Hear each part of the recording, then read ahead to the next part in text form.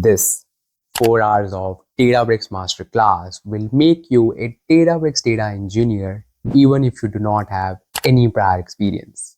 Because in this masterclass, you will learn about Spark Cluster, Spark Architecture, Databricks Fundamentals, Magic Commands, Databricks Utilities, Databricks File System, reading external data from cloud data storage, secret scopes, PySpark Transformations, loading data incrementally using Autoloader. And after covering all these areas, you will learn something special, which is required to crack the interviews. I am talking about Delta Lake. You will learn Delta Lake in detail and learn about Delta Log, external Delta table versus managed Delta table, tombstoning of files, data versioning, time travel, Delta table optimization techniques such as ZORDER by, vacuum command, and much more. Wow, that sounds like this is your one-stop solution to become a Databricks data engineer. But you should only watch this video if you are dedicated enough to learn everything with excitement. If your answer is yes, so let's get started with this amazing Databricks masterclass. So, welcome. Welcome to Databricks Masterclass.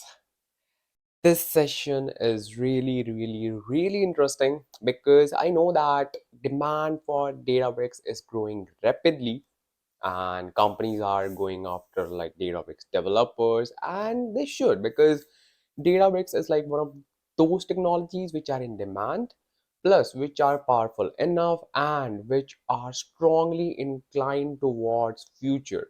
They are continuously adding so many updates that you need to be updated enough to just cope with the pace.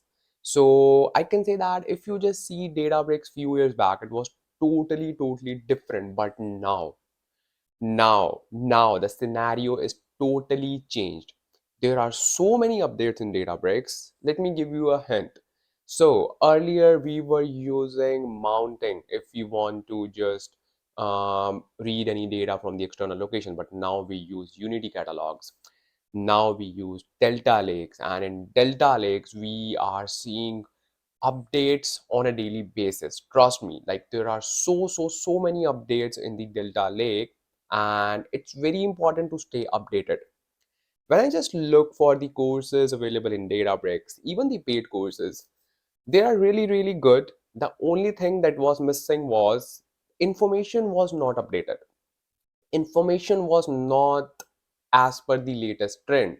So here I am with Databricks Masterclass, and I will be covering all the latest information. Yes, all the latest trends that are going with the Databricks. So I'm just trying to fill that gap, and I hope that you will love this session. And trust me, like I have like read books related to Databricks, I have read books related to Delta Lake, and let me just show you as well. So this book. So this book is a gem. So this is like specially related to Delta Lake, and this book I think is recently published. So there is like so much of knowledge that is missing right now in the online platform. So I thought like it's my duty for my community to just pass on this knowledge so that you can also be competitive enough. And trust me, if you want to crack interviews in today's scenario, you need to be updated. You need to be like you need to be like someone who knows like all the latest trends and technologies that are being used, who is like well versed with all the recent updates. So now you have found the best video which will be covering each and everything from scratch. Yes, this masterclass will be covering everything from scratch. So if you do not have any prior experience, any prior knowledge, do not need to worry, because I will explain you each and everything from scratch and will be covering all the latest updates. And just a hint, in this particular masterclass, we will be covering Delta Lake in detail, which is the most in-demand technology right now. And we will see how we can just work with Delta Lake. And I will just try to pass on the knowledge that I have gained so far. So do not need to worry. You do not need to pay for any of the resources. Everything is available for free. You just need to be focused. You just need to just take out your notebooks, pen, pencils, everything, and just start taking notes, because this is the one-stop solution that you were looking for and now you have got it. So let's get started with our Databricks master class. So first of all, let's discuss about the prerequisites. So there are not much prerequisites. Obviously, you just need a laptop or PC with stable internet connection so that you can just enjoy this video, so that you can just learn from this video. Next, Databricks account. Oops, oops. So if you do not have Databricks account, do not need to worry, because I am here to help you how you can just set up a free Databricks account. And this will not be a Databricks community account. No. As I just told you, because this video is a level up for, like, as compared to other videos. So we will be just creating cloud account, because that is required if you want to just crack interviews. Because if you want to show that you are experienced enough, then you should know all the hands-on, and you should know all the workings that we have within the cloud account. So even if you do not have any cloud account, we will create everything from scratch. Do not need to worry. Next, the main thing, excitement to learn Databricks, because Databricks is like the Hulk. I call it as Hulk, because everyone is running towards Databricks. Why? The main advantage of using Databricks is it is independent of any cloud environment. You can just use Databricks with any cloud environment, and that is the best thing. If you are using Azure, you can use Databricks. If you are using GCP, that is Google Cloud Platform, you can use Databricks. If you are using AWS, you can use Databricks. If you're using AWS, you can use Databricks. Yeah. So this is like cloud independent. So that's why all the three major cloud players can integrate Databricks. And that's the biggest advantage of this. And that's why every company is just relying on Databricks, because obviously when you transform the data, when you want to just work with the big data sets, Databricks Spark clusters are your only choice. Did I just say Spark clusters? Don't need to worry. I will tell you everything that I'm saying right now. So what is a Spark cluster? What is a Spark cluster? So basically, when we talk about Databricks, we are actually talking about Spark clusters. Okay, because the founder of Databricks, the creator of Databricks, is the same that were creator of Apache Spark. So now let's cover this topic. What is a Spark cluster? What is a Spark cluster? What is a cluster? So the thing is, let me give you an example so that you can just get this knowledge like very easily instead of just making it complicated. Let me just give you an example. You must have worked in your computer lab, maybe in your school or in your college. So you would have seen so many computers in that particular room, right? Let's say you saw like 30 computers, right? Let's say you just saw 30 computers in one room, right? Now, if I just ask you to combine all the 30 computers together and treat those 30 computers as one computer, can you imagine the power of that one computer would be? The power of processing, the how fast it can process the data. Can you imagine? Obviously, it is much more than one single computer. Even if I just say that you can just take one computer, right, and you can just increase its RAM, its ROM, its storage, everything, there is a limit to do it.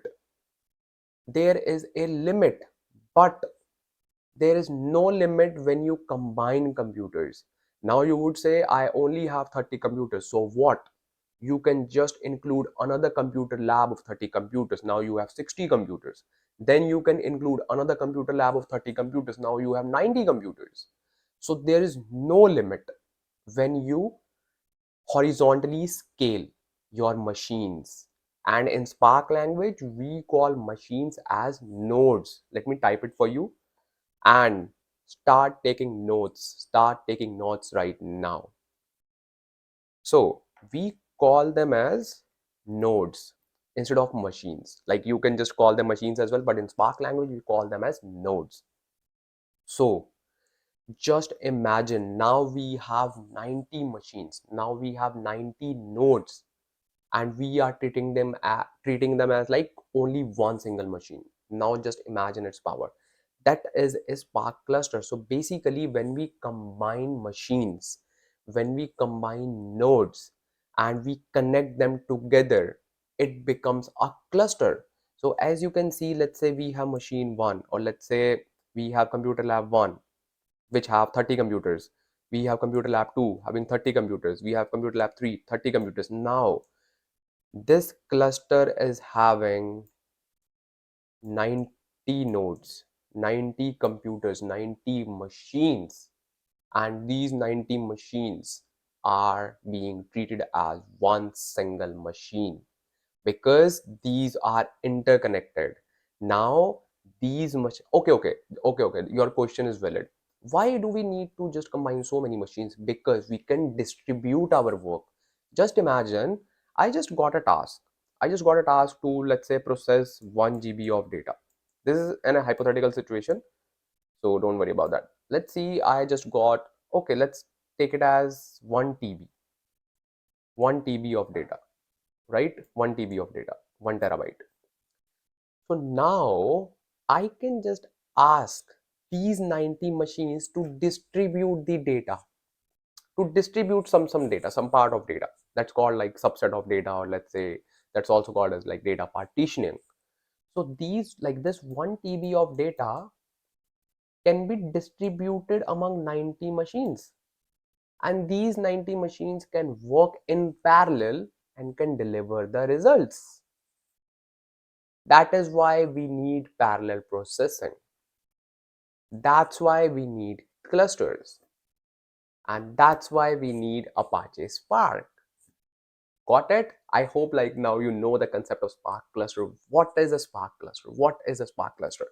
Now, after this, I am going to cover one very important topic, not just for the sake of learning, but if you want to crack interviews, this is the area that you should focus on. Definitely. This is none other than Spark architecture. I know this topic is a little bit complicated, but I will tell you, like, let me tell you, like, I will just make this topic so easy to understand. Trust me, just be with me for like next few minutes, and then you will be like, okay, now we have understood each and everything related to Spark architecture. Just trust me. Now we don't know what is this. Okay, now we don't know what is this. Now we don't know what is this. What is this?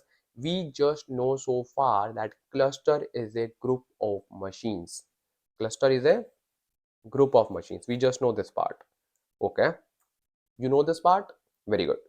So in this example, we talked about that we have, let's say, three machines: machine 1, machine 2, machine 3, and our cluster is just having three machines, right? Okay, we just have three machines. So our cluster is having just three machines. Let's understand the Spark architecture with this example. So let's say we have just three machines. So first of all, obviously when I say I want to process 1 TB of data, right? And let's say this is you, and you want to process this 1 TB of data.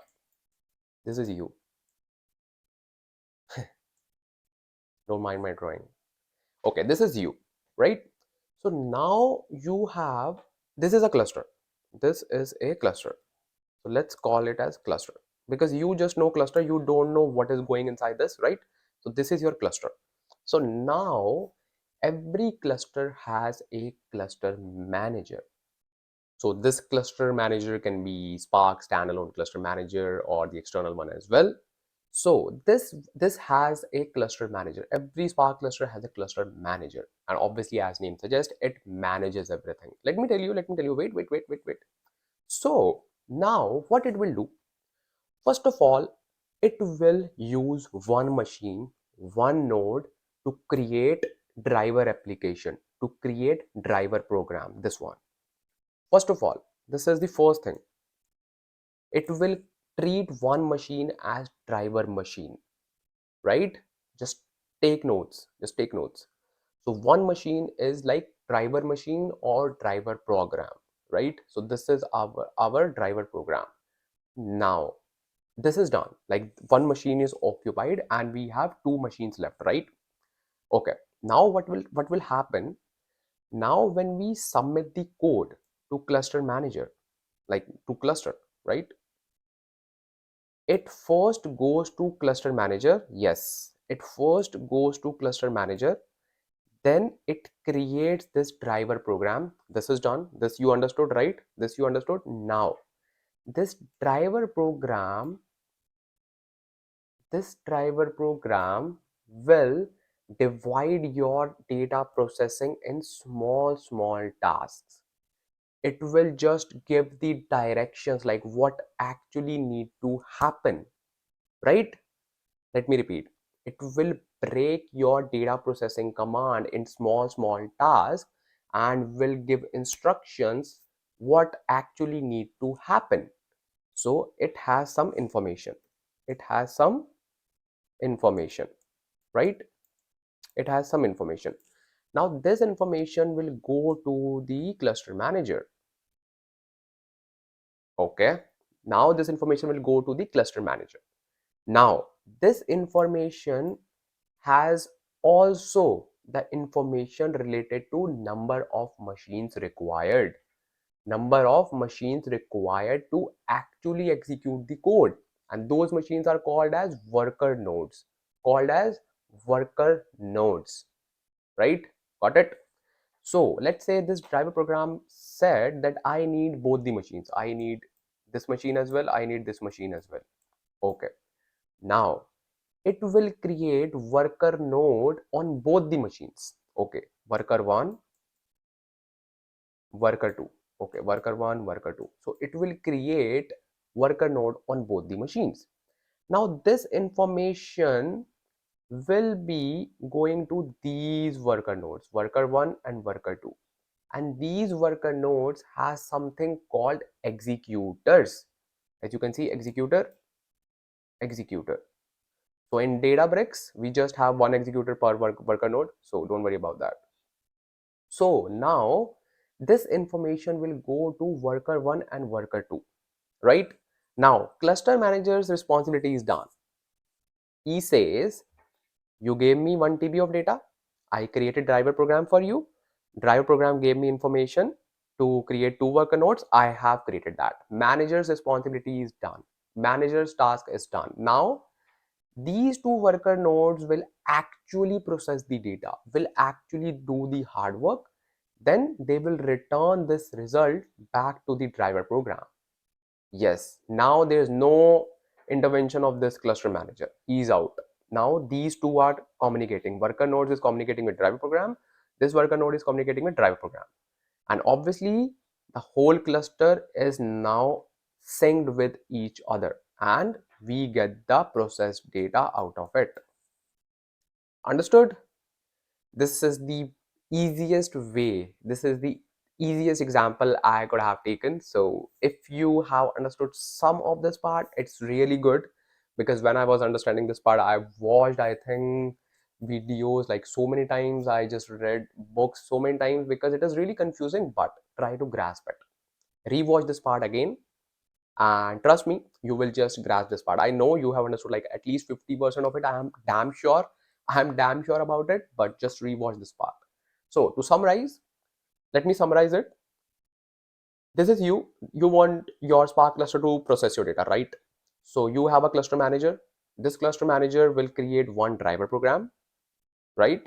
So this driver program will see your code. Okay, you want to do this, you want to do this. So it will break that processing thing into small tasks and it will provide the information to cluster manager. And then that information will also be written in this information page that we need 2 worker nodes. It will create 2 worker nodes. He will say, okay, my task is done. Now you can communicate. Now these worker nodes and driver program will communicate with each other. One thing to note, driver program will not do any kind of execution. No, it will not process your data. It will just give the directions. It will just orchestrate the tasks. That's it. That's it. It will not process. It will not do the hard work. Hard work will be done by worker nodes. That's it. Simple. And they do not need to use their brain. No, they will get the instructions. They do it. Simple. Simple. They do not need to think, hey, can we do this? Can we do this? No.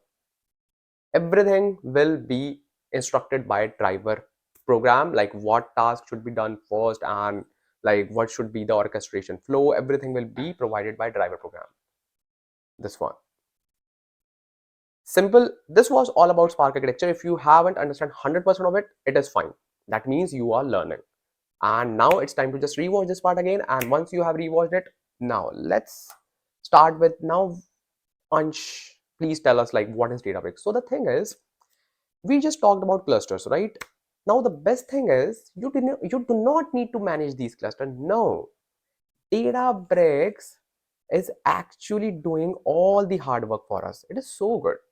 It is managing this whole cluster for us. It is kind of a management layer for our Spark clusters.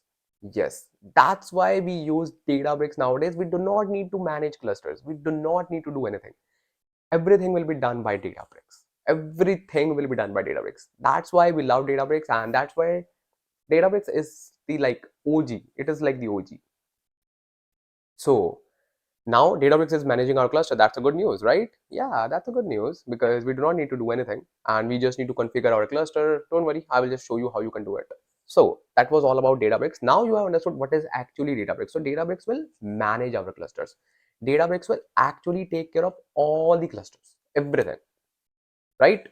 So now finally it's time to talk about account creation. So there are basically two ways to create account. One is community edition. What is community edition? So basically this is a kind of free account that is provided by Databricks itself. When you want to learn something, when you just want to have an exposure of Databricks, right? So this is a kind of community edition account. You can also create this account, but the thing is, if you want to crack the interviews, if you want to show that you are experienced in Databricks, you need to show that you are well versed with working with Databricks along with the cloud storage, because obviously in the real world we do not need to use community edition. In the real world we do not use community edition accounts. No, we do not use this. We use cloud accounts, obviously, because companies data, organizations data is not available on community edition. It is stored in the data lakes. It is stored in the storage accounts of cloud providers such as AWS, Azure, GCP. So in the real world, we work with Databricks and we connect our Databricks account with cloud providers. That's why in this particular video, I will show you how we can create Databricks account which is linked to a cloud provider, and then we will learn each and everything linked to that cloud provider, or let's say cloud storage account, so that you can actually have that exposure. You can actually have that experience how things are working with cloud, because it is totally different. Like not different, but yeah, like you cannot use storage paths which is like provided by the cloud, and you actually cannot see the data because that is not shown to you when you use community edition, right? So there are many things that are missing in community edition, but I will show you how you can just create your free cloud account, cloud Databricks account, and definitely you will learn a lot. Trust me, this can be the game changer for you because you will feel confident while sitting in the interviews, and you can just tell them that I am experienced because I know like how to work with cloud accounts. Because obviously when you sit in the interview and when you will say I have only worked with community editions, obviously they will not consider you. But now they will consider you because you are watching my video and I'm just providing the best quality of education. So for this particular video, we will use Azure. I love Azure. So we will be using Azure. It doesn't matter because you can just use any cloud provider because we are learning Databricks. We are not learning Azure, AWS or GCP. We are learning Databricks along with any cloud storage, right? And as I have mentioned that Databricks is independent of cloud. So when you learn Databricks connected with any cloud platform, that means you have learned Databricks with all the platforms. This is the best thing about Databricks. And why I have picked Databricks with Azure, because you need to configure so much when you work with Azure. You need to just use keywords, you need to just use service principal, you need to just configure, let's say, a secret scopes in Databricks when you actually want to access data stored in the data lake. And that's what recruiters want you to know. That's what they are looking for. You should be well versed about the all the configurations that are required to access the data. So that's why I have picked Microsoft Azure, and it will give you like a lot of knowledge, a lot of skills, trust me. So how this flow will work, let me just tell you. So first of all, we will just create a free Azure account, right? And once we have that free Azure account, we can just create a Databricks resource within that. Don't mind my handwriting because I know it's really good. So first of all, we will create a Azure free account, and then we will create Databricks free account. So without wasting any time, let's get started with account creation. And yes, let's get finally started with Databricks as well. Let's see. In order to create free Azure account, so first of all, what we will do, we will just go to Google and let's see. Yeah, just write this Azure free account, and then you should just click on the first link that you see, and here you just need to click on try Azure for free. Do not click on this one pay as you go, because we want to create a free account. So just click on this, and then it will just ask you to put your email ID. So if you do not have any Microsoft email accounts, you can just click on create one, and if you already have one, just put that email ID and then sign in with your email ID. So after login, you will just see this page. So you just need to fill this form. You just need to put your all the details, name and your email address, phone number, everything. And as you can see here on this side, that you get popular free services for 12 months. That's great. And 55 services that are always free. And the best thing is you will get 200 credits US dollars to access this account. So basically, Azure provides you 200 US dollars so that you can just use their services, and it is only available for 30 days. And I think that is enough to learn this lecture, to just gain knowledge from this lecture, and that is fine. And the best thing, you just need to click on sign up, and that's all. That's all. Just click on the sign up button, and that's all. After clicking on this, it will just ask you to put your card details and all. Do not afraid to put those details, because it will just ask you to confirm that you are the one who will be using their services, and they will not charge you after 30 days, because they will just automatically remove those services that you were using, and you will not get charged. Just trust Azure. So you do not need to worry. Just put those details and you are good to go. So once you have created your Azure account, it's time to actually go to Azure Portal and actually see how we can create Databricks Workspace within Azure Databricks. Yes, let's see that. So in order to access your Portal account, you just need to go on Google and just write portal.azure.com, and it will just take you to the Microsoft Azure Portal account. So are you excited to see your first Azure Portal account? Wow, this is our Azure Portal account. Do not need to worry if you see these services and not in your account, because these are like my previous resources that I have created so far. So do not need to worry. Now it should be fine, right? Now I have just changed my tab from recent to favorites. So this is the homepage of Azure Portal, and this is your Azure account, where you just create all the resources, where you just manage your Azure Portal account. Everything is done here. If you are new to Azure, so this is your first homepage, congratulations. Like, I was really excited. I still remember those days, like when I was just creating my first Azure account and I just landed on this page for the first time. I was really excited, and I love the UI. Like, it is so good. So as I just said, like, if you just see different resources or different services here, do not need to worry, because it just shows the services that you use, that you have used before. So do not need to worry. Do not need to worry. So first of all,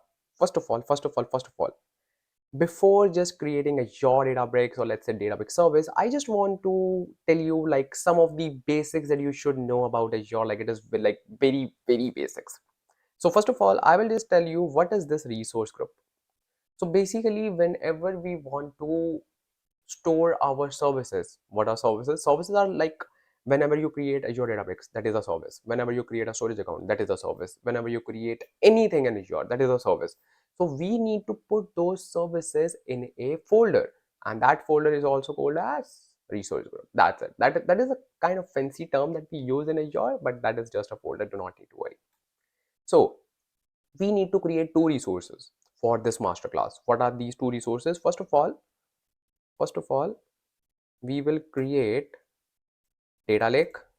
Obviously, nowadays we work with Data Lake a lot, and Data Lake is the future. Obviously, Delta Lake is the future, but Delta Lake is built on top of Data Lake, so do not need to worry. Actually, I will just tell you each and everything about Delta Lake, but the storage, the core storage is Data Lake.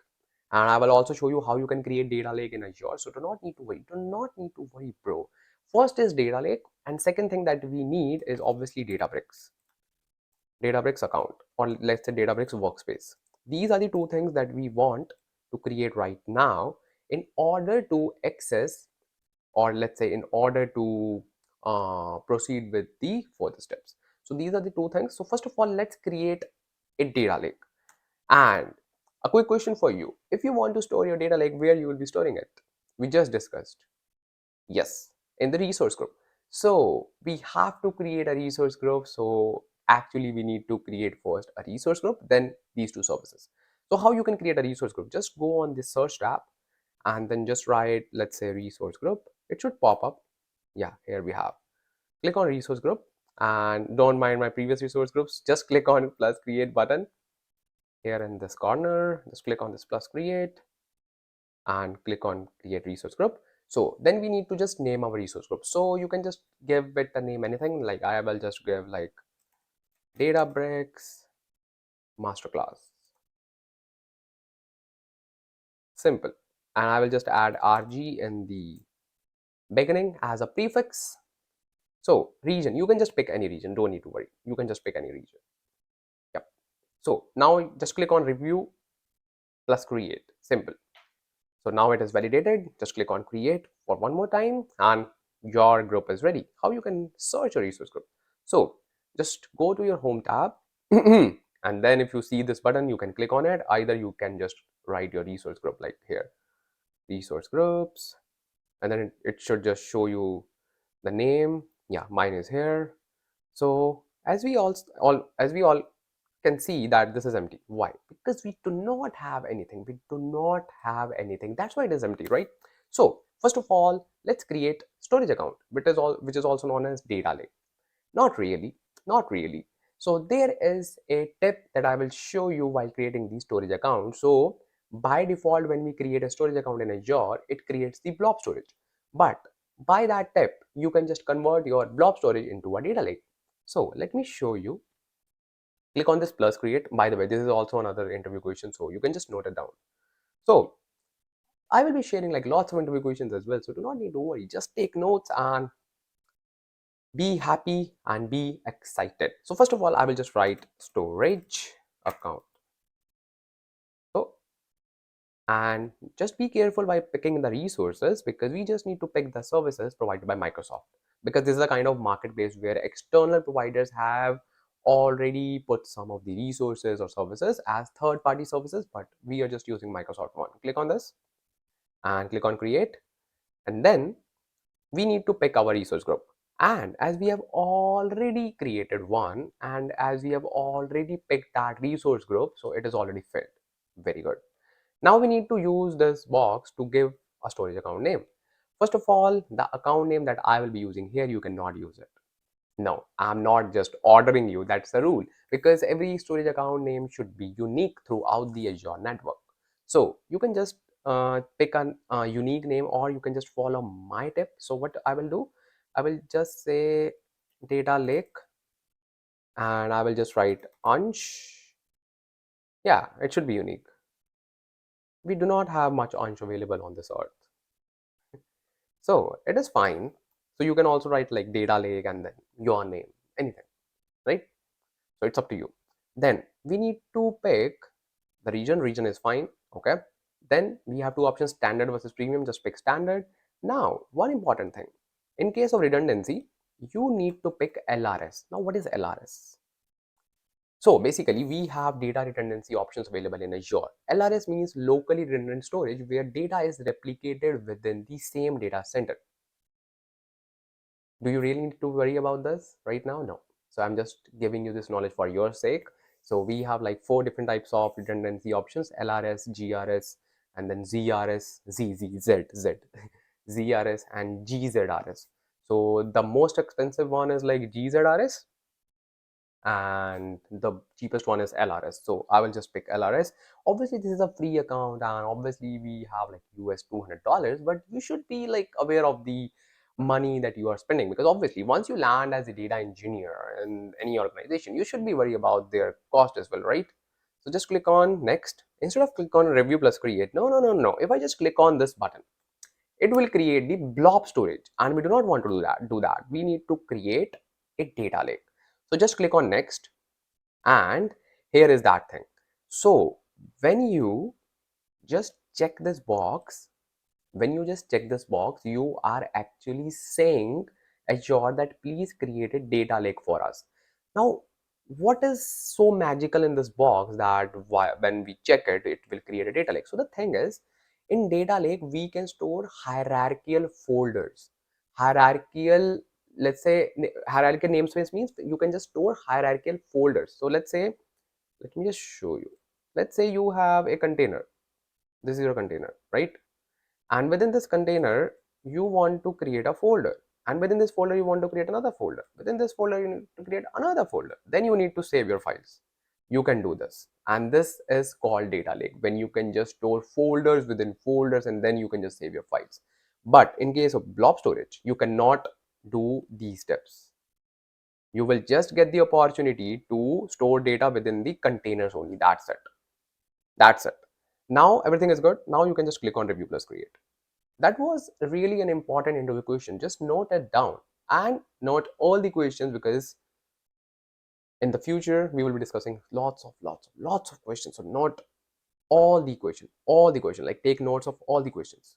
So it is deploying our storage account. As you can see, deployment is in progress, and it should take just few seconds, and then we will be having our first storage account ready. And after this we will be creating our Databricks account. Okay, let me just refresh it.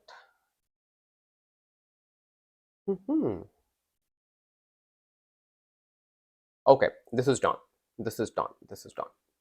So now we can just go to our resource. So we want to go to your resource, just click on it. Okay, so this is your storage account. Okay, do not feel overwhelmed, because this is just kind of overview, or you can say summary of our resource.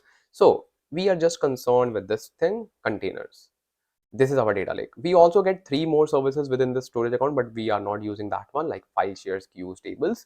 So file share is like a kind of one-stop solution when you want to share files with all the team members.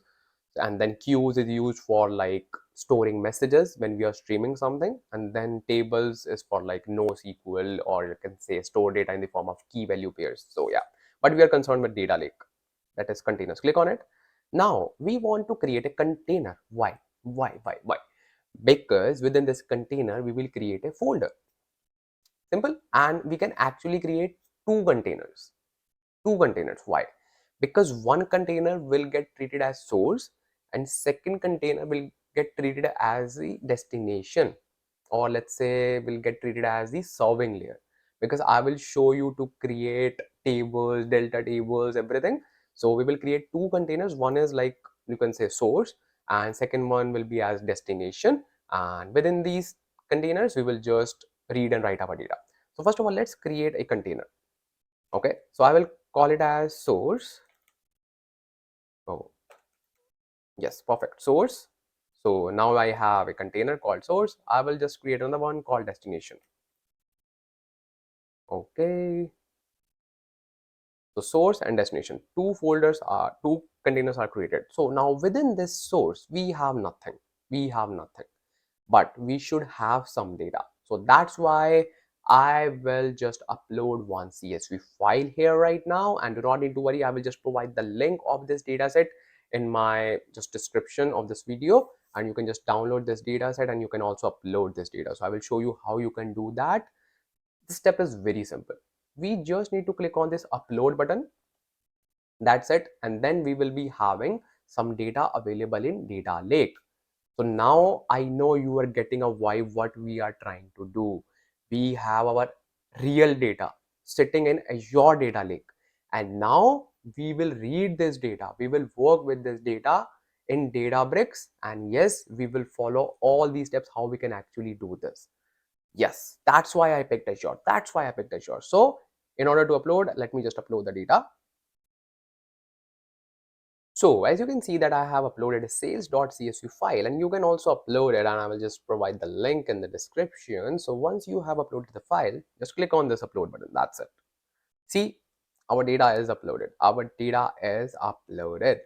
If you want to have a look with the file within Azure, you can do it. Just click on that file and then click on this edit button. So this is the data.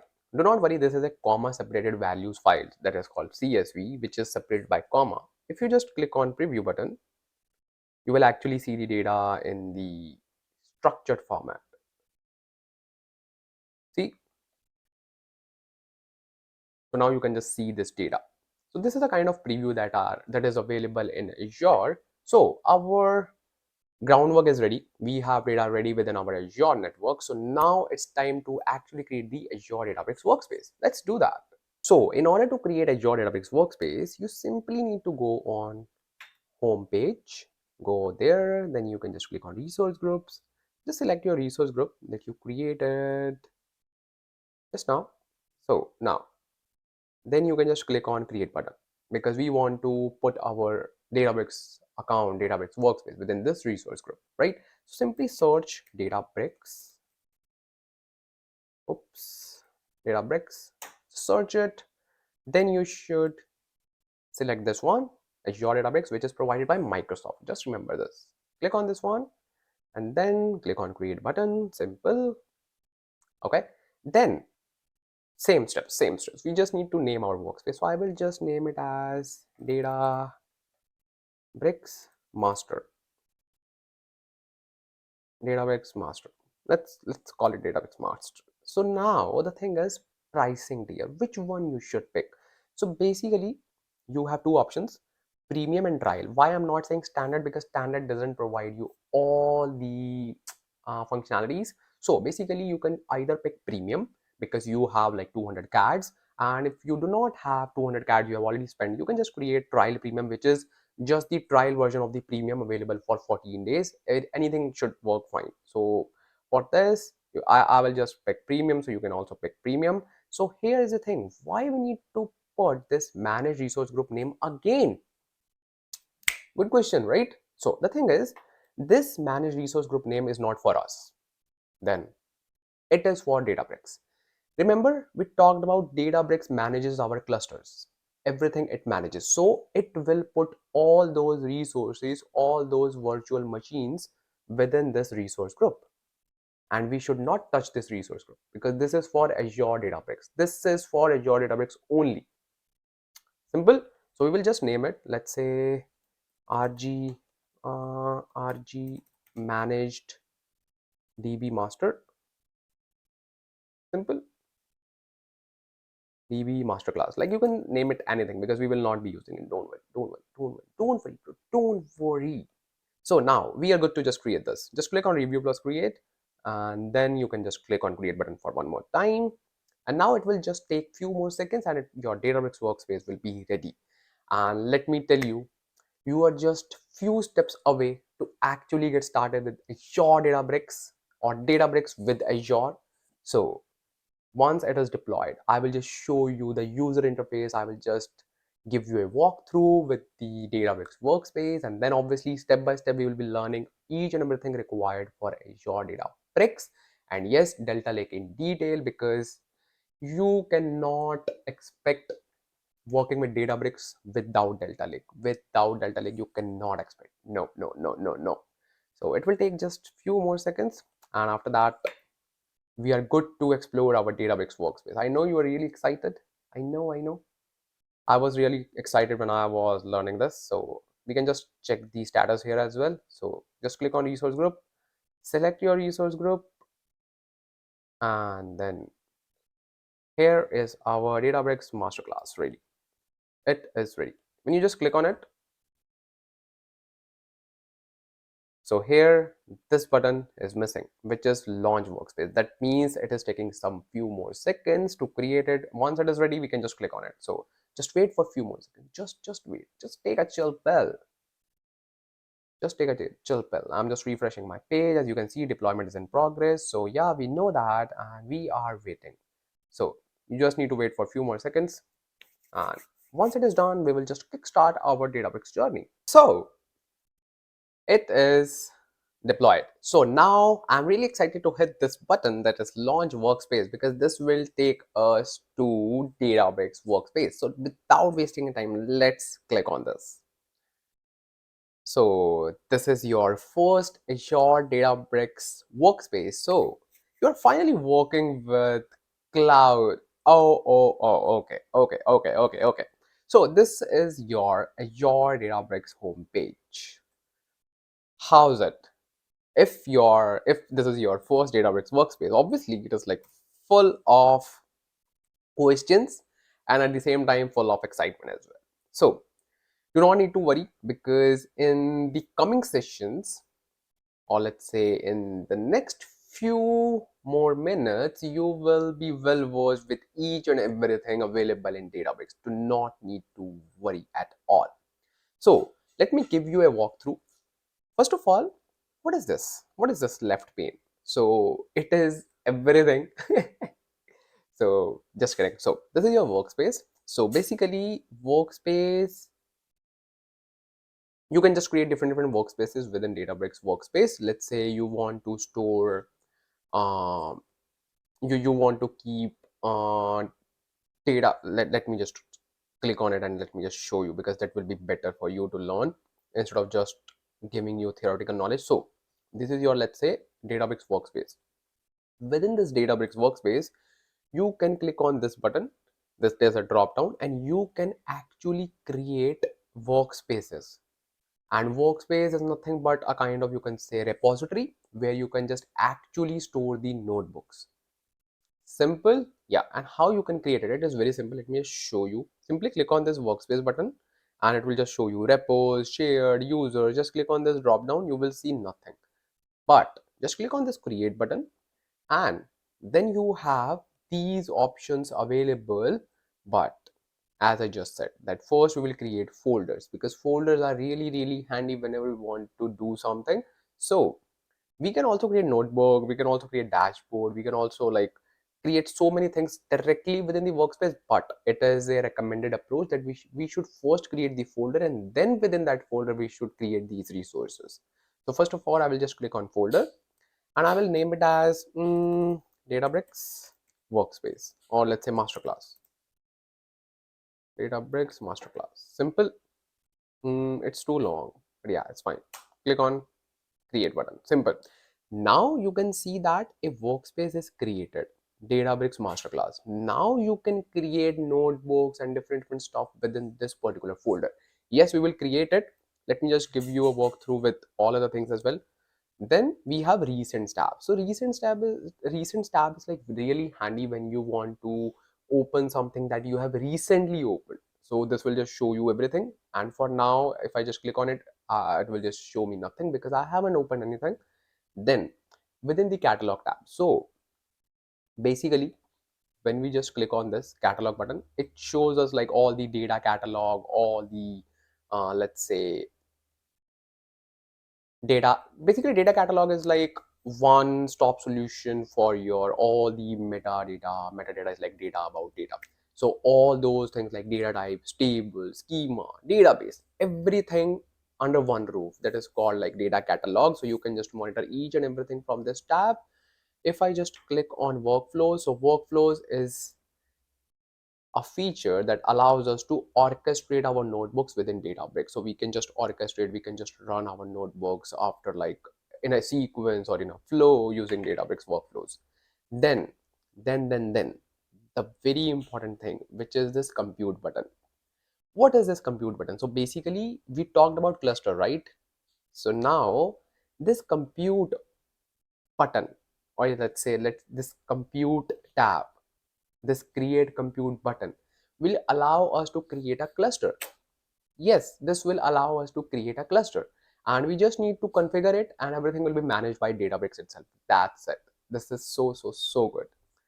So we will do it. Just hold on. Then we have like tabs such as SQL, data engineering, machine learning. So these are some of the packages that we have available under every tab. So if you are like more inclined towards data engineering, then it will just show us these things like data ingestion. It will show us the connectors, and in case of machine learning, it will just give us some of these model buildings and these, let's say, machine learning model building capabilities. So it has give you a customized tab as well, so you can just focus on the services aligned to your role. Simple. Then we have marketplace. So this marketplace is like third party connectors, or let's say third party services that we can use within Databricks. Then at the end we have partner connect. This is very handy because whatever data lake house you will be building within Databricks, you can actually connect with the third party solutions. Let's say I will click on partner connect, and I will see like BI tools such as, just cross this, such as you can say Power BI, Tableau, ClickView. So you can actually connect with these third-party solutions. And at the end, I think I can just show you like how you can just connect this once we have like everything set up. So you can just efficiently create your Power BI dashboards, Tableau dashboards, connecting your data within the Databricks. So everything is available under one roof, and that's why Databricks is very much in demand. Yes, that is the sole reason. So now I want to create cluster. I want to create cluster. So I will simply go to compute tab, and I will just click on this compute button, and I will create a cluster. So to create a cluster, simply click on this compute button and just need to click on create compute. This step is very important, and this is not a rocket science, but still like you should be aware of this step as well. So first of all, we will pick the policy. First of all, you can just rename your cluster, but I just like to keep this name like Ansh Lamba's cluster. You can just like name it anything, but I do like this thing. But you can just click on this pencil button. You can just change it as well. Do not need to worry about anything till the time you are on my channel. So click on this policy. I will keep it as unrestricted. So here are the thing like multi-node and single node. For this particular masterclass, we do not need multi-nodes because we are not processing large amount of data, but in real world, you will just click on multi-node. But for now, you can just click on single node. This will not affect your learning because we are not managing any cluster. I told you, Databricks manages everything for us. Click on single node, then access mode is single user access done. Then Databricks runtime. Okay, let's pick one Databricks runtime. So I can just pick this 14.3 LTS, that is for long time support, and I have like worked with this runtimes like so many times, so it is good. So then we have like photon acceleration. There's no need to check this. Then node type, we will just keep the basic node within which we have like 4 cores. So I will pick DS3V2 14 GB memory, that is enough. Now, what is this terminate after button? So basically, we do not want our cluster to run for 2 hours, that is for like 120 minutes. Like if our cluster is inactive for 120 minutes, and after that it will be disabled automatically. But we need to cut this time. We can just say only 30 minutes of inactivity is enough. If I'm inactive for like 30 minutes, bro, what you are doing, bro? Yeah. So if I'm just inactive for like 30 minutes, it can disable my cluster to save my cost. Obviously, for now, we do not need to worry about cost, but in real world, you should be aware of this step as well, because at the end, you can make a lot of impact if you are saving a lot of money for the organization. So tags, we are good. Now it's simple, it's done. Just click on create compute, done. It will take like few minutes to create our cluster. So as you can see, it is rotating. So once it is done, we will see one green button that is also called as online button. But yeah, in this world, in Spark world, we have like cluster is ready. That means it is green. So once it is green, like meanwhile, we can do one thing. We can just create our notebook. We can create our notebook. Yeah. So how we can create it? Simply go to Workspace. And just select your workspace by clicking on this button, and just click on your workspace that you have created, and then just click on this create button. Click on this create button, and this time we want to create a notebook. Okay, yeah.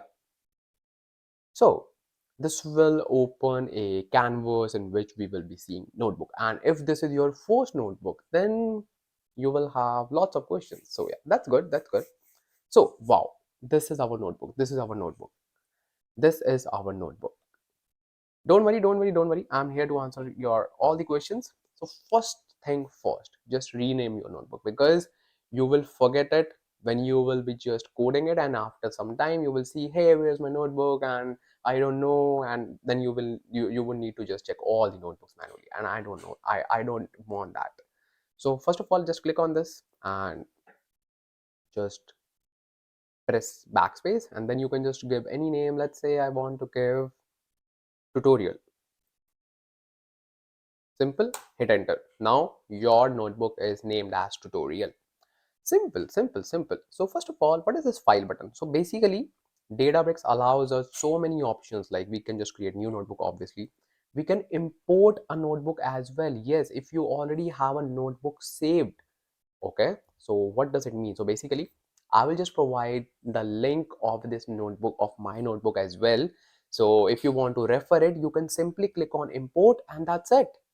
You can have my notebook in your workspace. See, then you have like share, schedule, change the font, cell language. We will just talk about it, don't worry. Then we have clone. If you want to clone your notebook, then rename. Obviously, there's I think better way to do it directly from here. Then export. What does this mean? Export. Now when I will be uploading my notebook in my GitHub repository, I will use this option. I will use this option. So I can export my notebook into my personal computer, and I can just share it with anyone. I can even export the whole folder. Let me just show you. Let me just click on it. So now as you can see, DBC archive, source file, Python notebook, HTML. So you can create anything you want. So DBC archive means I can just download this DBC archive. So whenever you want to import a notebook, you can just click on this and it will open it in the Databricks workspace, right?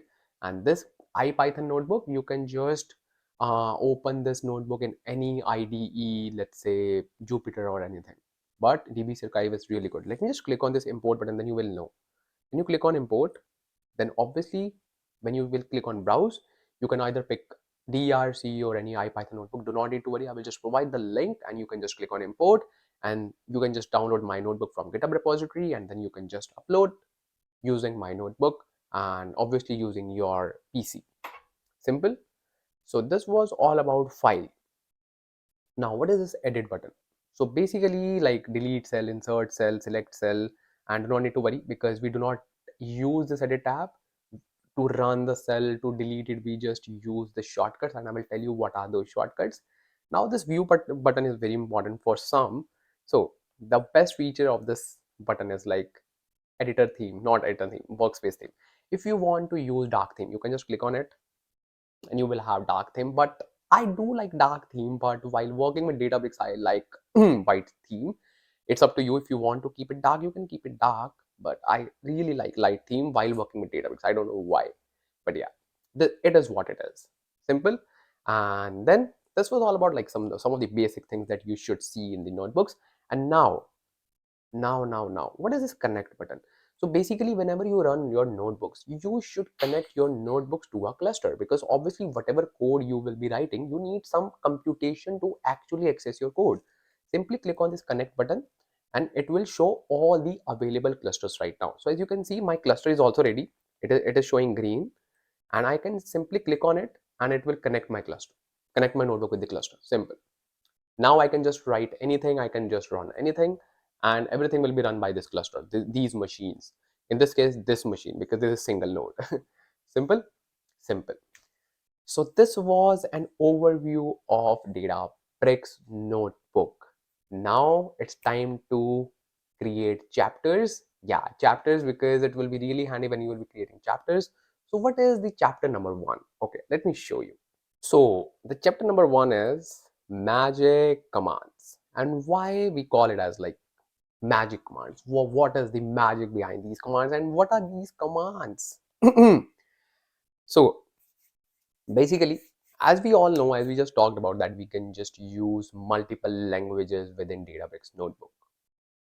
We didn't talk about it, I know. So the thing is, we can use multiple languages within the Databricks notebook.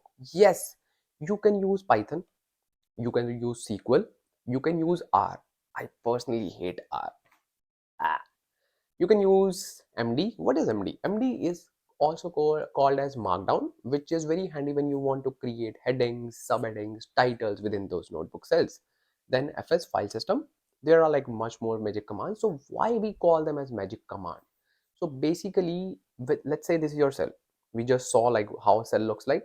Let's say in this cell, you want to use Python. Okay. And then you want to use SQL.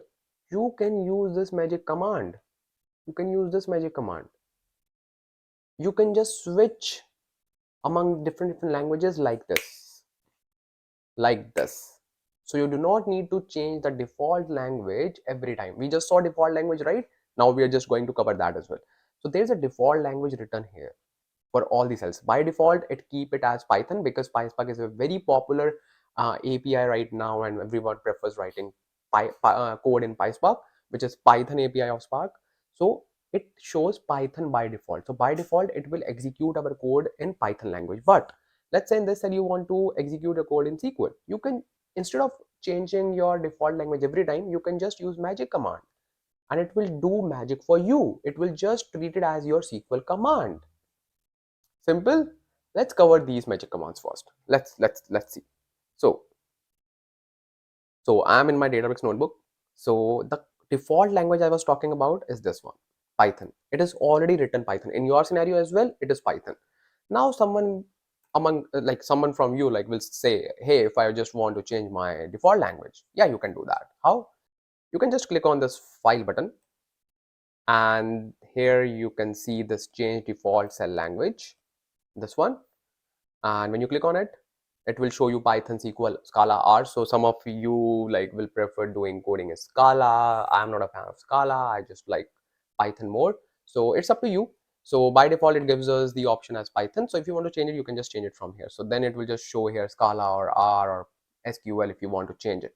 So if I just write anything, let's say I want to write any Python code, print hello sir.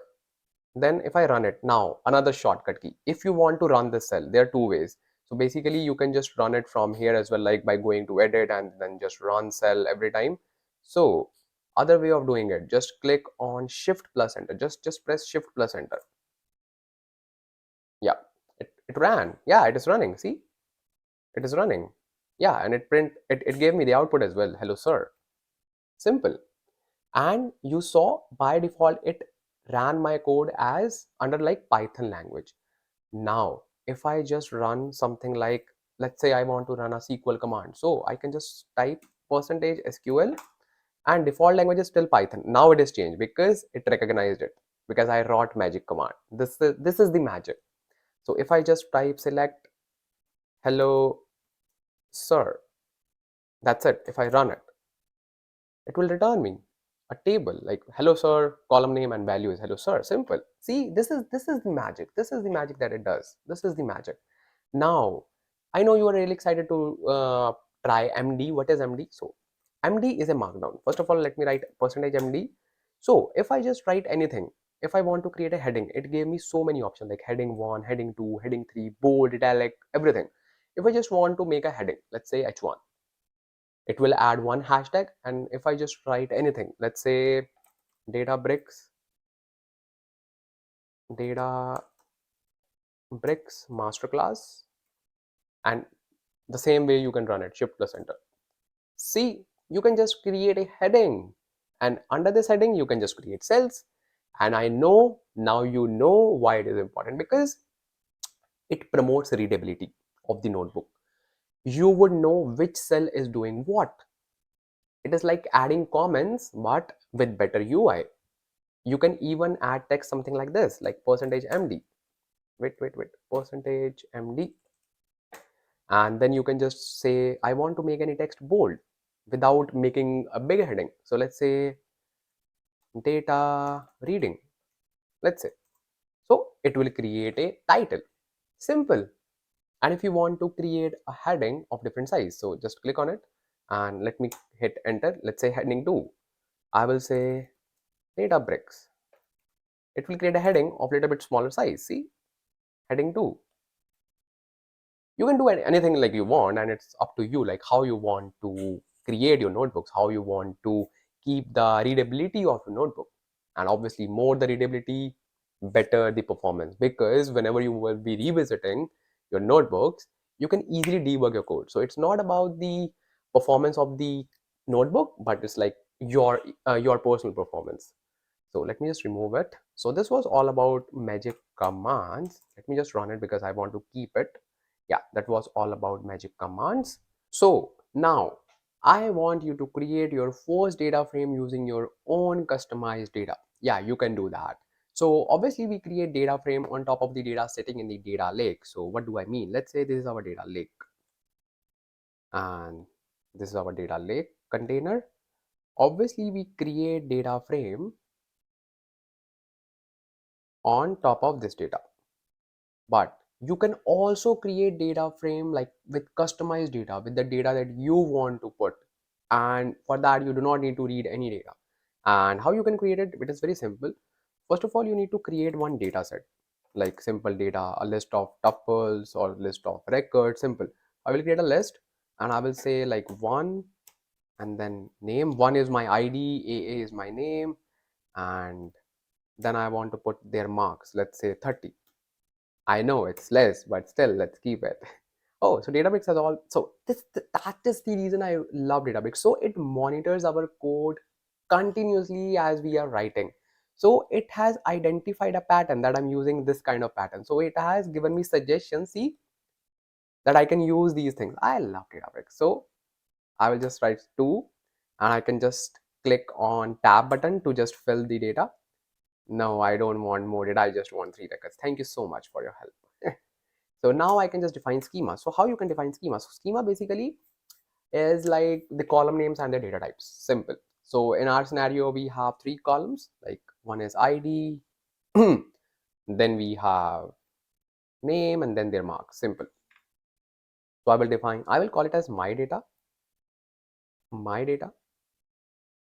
and I will call it as my schema.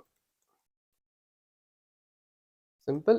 And how we can do it? Just use a string and let's say ID. Oh, he's so smart, but not 100% because it has suggested me a column with age, and by the way, it is not age, it is marks.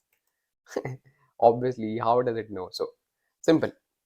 So this is our groundwork for it, and we just need to use a function called create data frame. Let me write it for you. It's create data frame. This function helps us to create our own data frame using our customized data. So I can simply say df equals to spark dot create data frame. See, it gave me suggestions. Okay, it gave me some more suggestions. Okay, we do not need your suggestion. Let me provide the knowledge. Okay, my data comma schema equals to my schema. Simple. So as you can see, let me just make it a little bit zoomed. Not this much. Yeah, this much is enough. Yeah. So as you can see that I have provided the schema here and my data here. Now I just want to run it. And how you can run it? Shift plus enter. I won't repeat this because I have already repeated this so many times, so you should remember it. So if you want to display your data, how you can display your data? So there's a function called display, and then you can just write your df. You can just encapsulate your df inside this, or there's another way called df dot display. The suggested way is this, but I don't know, I like using this. It's up to you. I'm just kidding. So yeah, that I'm not kidding about the suggested way. Suggested way is the previous one because it is very handy when you want to build visualizations. Yes.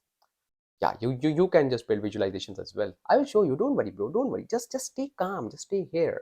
So I can just run this command, and then you should see your data frame. This is your first data frame that you have created in Databricks. 1 AA 30, 2 BB 40, 3 CC 50. Simple, simple, simple, simple. This is your like data frame, like columns, records, and everything. This is your customized data frame that you have created using your own data. And now it's time to jump on the chapter 2, in which we will be covering much more than the basics. And yes, let's start with that. Now, let's discuss this chapter. So this is a part of that chapter. So DBFS, what is this DBFS? This is really, really important concept. So basically DBFS stands for Databricks File System. Okay. What's that? That sounds fancy, but what's that? Databricks File System. So basically, let me give you a scenario. So our data is in the raw container, as we know, right? And I'm telling you how you can access it, but before that, just think. So this is in a container, right? This is in a container, and this is the data lake. This is the, oh, my handwriting, man. This is data lake, right? This is data lake. So if you want to access this data, you need to provide the URL. You need to provide URL. Simple. See, to access this data, because obviously you need to give the URL where the data is residing, right? In which container, in which storage account. So instead of providing that URL again and again, DBFS, that's Databricks File System, is basically a distributed file system which acts as an abstraction layer. What does it mean? So it will create an abstraction layer like this. See, like this. Now this is an abstraction layer on top of the data lake. This is my abstraction layer. See, now this will create an abstraction layer. So what does it mean? Instead of providing URL, we can use file semantics. Let me repeat. We can use file semantics. What are file semantics? So file semantics are similar to file systems. So instead of writing URL, you can write something like this: file store, then your container, let's say raw, and then your let's file.csv, anything. So instead of writing URLs, you can use these semantics. That's called DBFS. So you do not need to provide the full URLs. Actually, you can point your data to this thing, but this is just an abstraction layer. The actual data is residing in data lake, but it will act as it is residing in this particular folder in your Databricks notebook. This is very handy because you do not need to provide URLs again and again, and obviously you do not need to I think devote much time to find the data as well, because you can just go to file store folder and you can just get to know like where data is residing. Simple. This is DBFS, Databricks File System, or Distributed File System. Yes, this was all about DBFS. This is really important. And yes, when we are just reading data and we want to just use the file systems, or you can say folders, we can just use file system DBFS. It's your personal choice if you want to use. Like my responsibility is to just give you all the information. I personally like using URLs. I don't know why, but yeah, you have the option available to use these file semantics to read the data from the Databricks, or let's say read the data from the Databricks, but that data is residing in the data lake. Actually, it is residing in the data lake. Understood? I hope you are just taking notes of these things. Yes, yes, yes. Just take notes. And that's where we have another concept called mounting. So what does that mean? So we just mount the external location and we create the DBFS on top of it so that we can just use the same things. Do not worry, we will discuss everything in detail. So this was all about DBFS. So now it's time to cover another thing, which is accessing the data from Databricks, and data is in our data lake. Okay, this is the major step, and this is the step I think that you should be aware of if you want to be an outlier in the crowd. Yes, because that is the sole point I have picked Azure, because you need to be proficient enough to actually perform this step. So now let me just explain you this with the simplest example, or this with like how with the, let's say, simplest analogy. So this is your Databricks workspace, right? And we have a notebook created in this Databricks workspace, and you want to read the data sitting in this data lake, and we have already created the container, right? How you can read the data sitting in this data lake? How? You will say, I want to read. I know, but this data is in Azure. This data is in Azure Data Lake. This data is secured. Not everyone can access it. It is not available for everyone. How this Databricks workspace can read it? Let me tell you. This is exactly same as we follow the steps in real life. How? Let me tell you. So let's say if you want to enter into a college, bro, from where we have included college, just hold on, because that is the simplest analogy. So if you enter into a college, not enter, if you want to enter, like you want to just enter into your college, or let's say to attend your class. So this is your college, and this is you, right? And this college is not a public park. Similarly, this data lake is not a public, like data available for public. This is secured, and here they have a security guard, right? It's fun, man, but it's really helpful for you to understand it. And they have a security guard, they have a stick as well in the hand. Okay. So here they have a security guard. You try to go there, enter there, and it stops you. Why? He says, show me your ID card. He says, show me your ID card. And you say, I do not have this ID card. Let's say you say this, you do not have this ID card. So he will ask you, just go back. Just go back. Then similarly, Databricks will go to this data lake. Data lake will say, hey, show me your ID card. Show me something that you are eligible to read my data. He will say, I do not have anything. He will say, okay, then go back. Then go back. But this time he says, I have this ID card. This is a, let's suppose this is an ID card. He says, hey, this time I have an ID card. Then it will say, okay, you can read my data. You are welcome. Understood? So how we can give this particular ID card to our Databricks? So we will include something called service principal. Oops. Service principal. So we will include something called as service principal, which is a kind of an application, which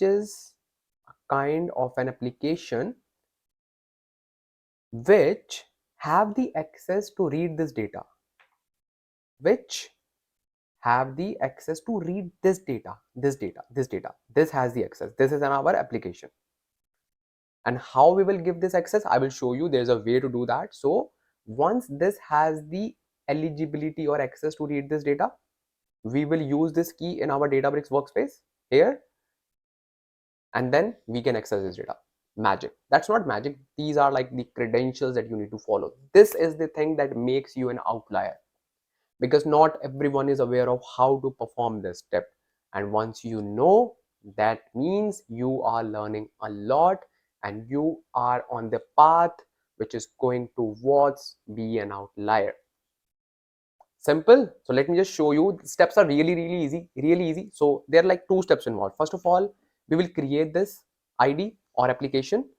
Then we will allow the access to read the data from the data lake. Step number one is done. Step number one is done. Then in the step two, this Databricks workspace will import this credential. That's it. Simple. Done. And let me show you how you can do it. Everything can be done in Azure Databricks. So let me just go to my Azure Databricks, like in Azure Databricks, and then you can just go to your Azure portal. Click on it and just click on the home button. So first of all, we will go to Microsoft Entra ID.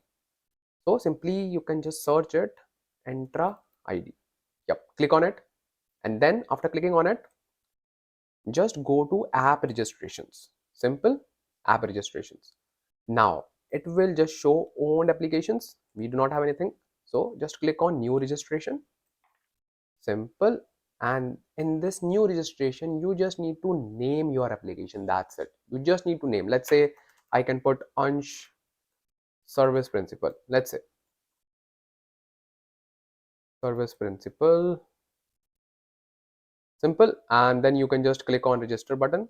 So now once it is done, you can just go to all applications and you can just find your application that you have created. So this is the one. So just click on it. It will give you the overview, like everything. So here are the things that we need to take care of. What are those things? Let me tell you. So first of all, we need to copy these two informations, application ID and object ID, these two applications. That's it. So I will just use my, just application ID and tenant ID, these two applications, this one and this one. Like these two application ID and tenant ID, you can just store it in your notebook or let's say in the notepad for now. And then when we will be just jumping in the Databricks notebook, we can just use this. That's it. So once you have copied this, like you can just copy to clipboard and just paste it in the notepad. Simple. So there's one more thing that you need to do. You just need to go to certificates and secrets, this one. Yep, because we need to create the secret as well. Just click on it. And when you click on it, you just need to create a new secret, client secret. Let's see, anything. Like I already have some, let me delete it quickly.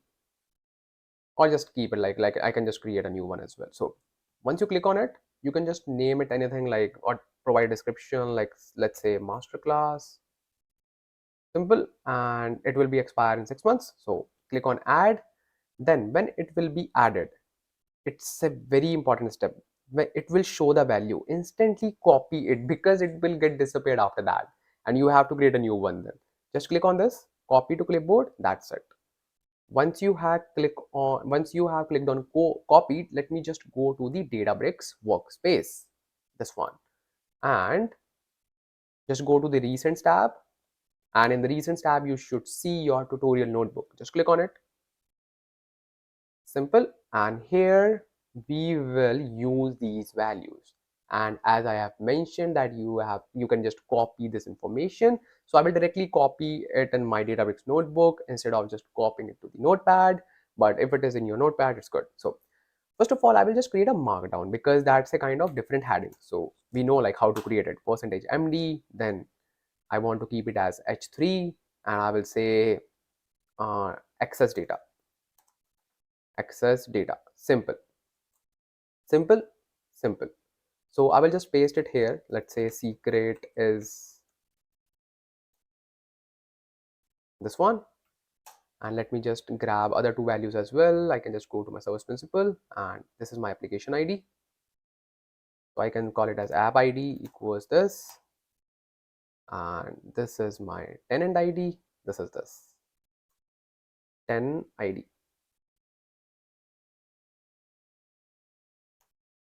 Simple. Yep, simple. So we have noted down all the values. Now we need to complete our first step. We have created the application. We have stored all the information of that application. Now we need to assign this application to access the data in Data Lake. How we can do that? Just simply go to Azure tab. And now you need to click on your home button. Now you need to click on your resource group. Now you need to select your data storage account. Then click on containers. And here just stop. click on access control IAM. Click on this. See, these are the steps are missing. These are the steps missing when we work with only Databricks Community Edition. And then people say that they know how to work with Databricks, but still they cannot clear interviews because they do not have end-to-end experience how to work with the cloud. That's where recruiters just grab them, like, just stop here, we know that you do not know this. So that's why you should practice these things as well. That's why I have picked Azure just for you, so that you can learn and you can ace your interviews. And I would love to hear from you all when you will say, hey, we have just uh, qualified this interview and we got selected. I would be the happiest one. So once you click on access control, you just need to click on plus add, because we are defining one new access control, one new role. Click on plus add role assignment. Then you need to search a role called storage blob contributor. Storage blob data contributor, this one. We will just pick this one. Simply just search it again, storage blob data contributor, click on it, and after clicking on it, click on next. Then it will ask us which service principal you should provide the access. We will say we want to select members. Okay, and then we will search our service principal name. So I will write my storage service principal. So on service principal, yeah, this one. Simply click on it. Obviously yours will be different, so I will click on select, and then you can just click on review plus assign. So I will click on it and click on it for one more time, and it will assign the role. The role is assigned, but sometimes, like, it takes some time, so do not need to worry. Now our first step is done, and do you know, second step is already done by Databricks itself, or let's say by Microsoft itself, because obviously these things are available in documentation. So I will simply jump on my Databricks notebook, and now my this application ID, tenant ID secret, that means this app, my app has the access. It has the access. Now the second step was, we need to import this in Databricks, and to do that we do not need to do anything. We simply need to go on Google, and we can just write something as access data lake using Databricks. Yeah, click on it. So you can just click on the Microsoft documentation. Simple. So it will show you how you can connect. You do not need to read this. You do not need to read this. We just need this code, and the code is here, this one. Simply copy it. Do not read anything. I have explained all the things in the easiest way. See, all these things are explained by your friend, so do not need to worry. So we need to just create another cell, another code cell. So I will just paste that code here, and then we need to just replace these values, these ones, with our tenant ID.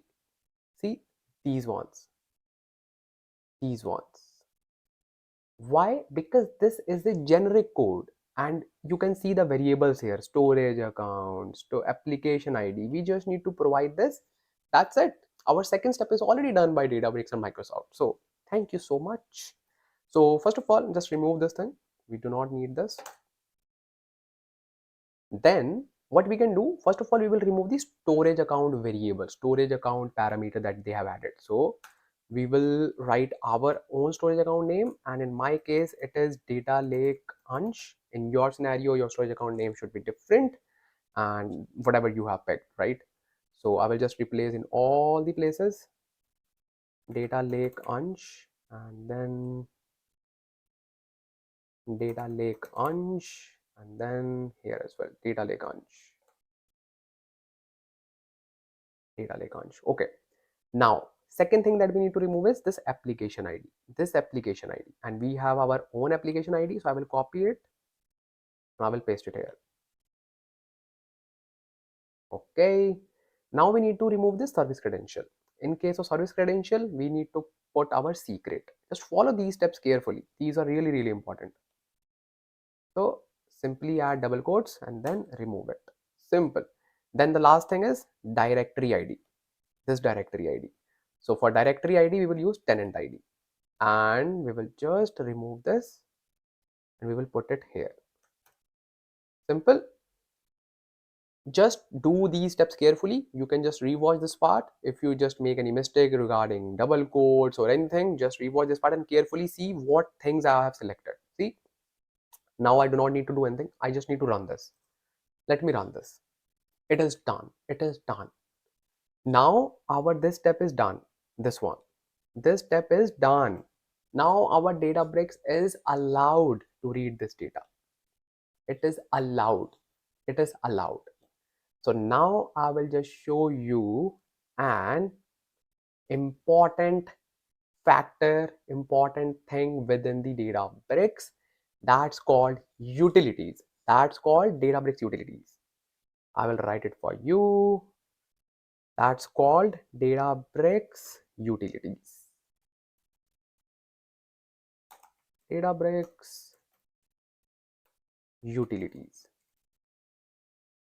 So now it's time to discuss this, because now we have all the access with the data. So now we can just run this, and now we can just test this, and now we can actually learn it practically.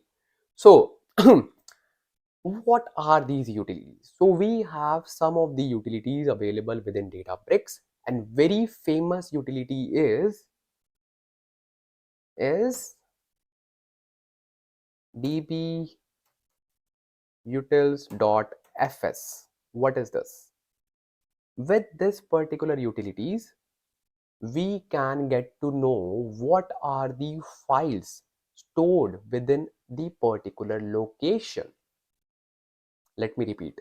This particular Databricks utilities help us to know the files available within the particular location. So if you want to see how many folders or how many files do we have under, let's say, source container, we can do this. Yes, we can do this. So this utility is really handy. So this is our first utility. Just take notes, because we are discussing all the utilities one by one. This is our first utility. Let's do this. So I will just write it here, text, and I will create a heading 3, and I will call DB Utilities. Don't worry, I will just provide this notebook as well. That's why I'm creating so many headlines, or not headlines, like headings, titles, and subheadings, so that you can easily navigate through it, but still you should also create it. So first of all, our first Databricks utility is, let me create another heading, and I will make it just bold, and I want to call it as dbutils.fs. Simple. And I will run this. Let's discuss it. So now we know that our source container, remember we created one source container and we uploaded one file. I want to confirm that, do we have that file in that container? Do we have some data in that container? How we can do it? We simply need to write dbutils.fs.ls. Now we need to give the location. So there's a syntax that we follow within Databricks. That syntax is really easy to learn, but if you do not need to learn, if you do not want to learn, you can just copy paste it from the documentation. It is really handy and available there as well. But as I have like loaded data so many times, so I remember that syntax, and it's always good to remember that. Let me just zoom it a little bit. And the syntax is, oh, they have given us the syntax. You do not need to remember, you do not need to go to any documentation. Databricks is there for you. He is just giving the suggestions. See, wow, man, such a great tool. So syntax is really easy. So what we need to do, first of all, we need to write ABFSS. Simple. It is written on the screen as well, but still I'm just explaining you as well, because I want you to know each and everything, the reasoning, how and why and what behind everything. So ABFSS is like Azure blob storage, then colon, then // Then we need to write the container name. Container name, not storage account name, container name. Our container name is source. Put it. Then at the rate. Then we need to put the storage account name. Storage account name. In my scenario, it is Data Lake Ansh. Then rest of the things are same, like .dfs, .core, .windows, .net. Simple. And then I will write / to know how many things do we have under this. Now I will simply run this. Now I should see my file. Oh, okay, we have an error. So this error is related to that it is unable to identify this particular location. So there are basically two reasons behind it. Either you have put wrong destination, or let's say wrong URL, or your service credential has some errors. That's why I tested this first, and then I wanted to show you this, because in the real life we do face these errors that our data is not accessible, our data is not readable. So what is the reason behind it? Let me show you. This was intentional, and let me show you how we can get rid of this error, because this is the real-time example, this is the real-time scenario. So did you find the error? So that there was like no error. So I intentionally, what I did, so I did not replace this with my storage account. Why did I do that? So the thing is, you should be aware of this tip, and there are like many reasons behind the error that you can face like this. Because when I was learning and I was facing this issue, I didn't find anything. And I was like, everything is right. Why I'm not able to read the data? So the thing is, you just need to replace this variable as well, and just make sure that you have replaced all the variables. That's it. And then I will write data lake Ansh here as well. And when you write it, I hope it should run fine. So simply run it, and then here I know that you know like what you should see. Exactly. Now it is giving us the file which is at this location, ABFS source at the data lake, yeah. And then it is giving us the name as well, that is sales.csv. That's perfect. As you know that this particular utility is used to know the files that we have under particular location. Now you can see sales.csv file. If we would have multiple files, it would have given us multiple files. If we would have multiple folders, it would have given us multiple folders. This utility is really handy, and especially I personally use it to test my connections that everything is running fine, like we can access the data. How was it? Good. Okay, so now the second utility is, it's dbutils.widgets. Widgets. What is this? We need to know. Yeah, I'm just telling you. Just hold on. Let me just create a markdown for my widgets. So it is dbutils.widgets. Simple. What it does. So in the real world, we need to make our Databricks notebook parameterized, in which we need user to give us the input, and according to that we use that input. Did you get it? Let me repeat. So let's say I want to create a parameter, and I want user to provide me the input for this particular parameter. How we can use it? There's a function, there's a utility called dbutils.widgets. So to use it, we simply need to write dbutils.widgets.text. Now there are many options like text and I think drop down, multiple, but for now I'm just explaining you with an example called text. So what it will do, I just need to give the parameter name. Let's say I want to name it as p_name. I want user to give me the name, and then I can add comma, and then I can define the default value for it. Let's say default value is Ansh, let's say, right? Then I can just run it, and I just need to encode it because it's a name. So I will just run this. Now let's see the magic. Did you see what happened? It has created a box for us. It has created a box for us. This is not a box, this is a parameter. So whenever we will be running this notebook, user has the ability to give us the value, and if user doesn't provide us anything, it will take Ansh. Not Ansh. Okay, so this is just an example.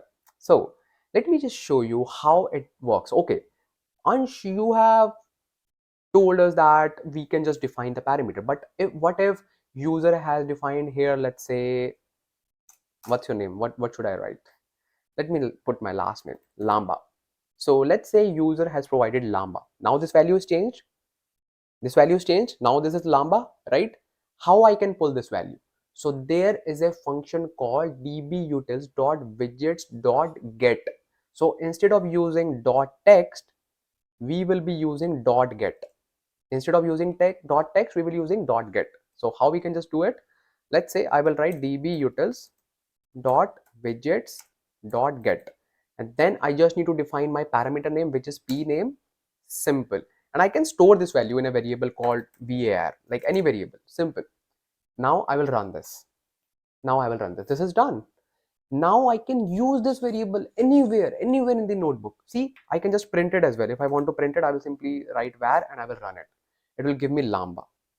See, I can use this variable anywhere in my notebook, and I can make my notebook parameterized. So interview question, if you want to make your notebooks parameterized, how you can use it? You can use dbutils.widgets. This is the kind of utility that we have within Databricks. Was it good? Was it good? Was it good? Yes. Now there's another utility that we really important. It's a little bit complex, but this can be the game changer. Yeah, because this is really important to know, and I know this utility is little bit hard to grab, but once you understood it, once you like understand the whole architecture, like how things are working, it is really easy to remember and easy to implement as well. And in the real world scenarios, you cannot imagine working with Databricks without this utility. Trust me.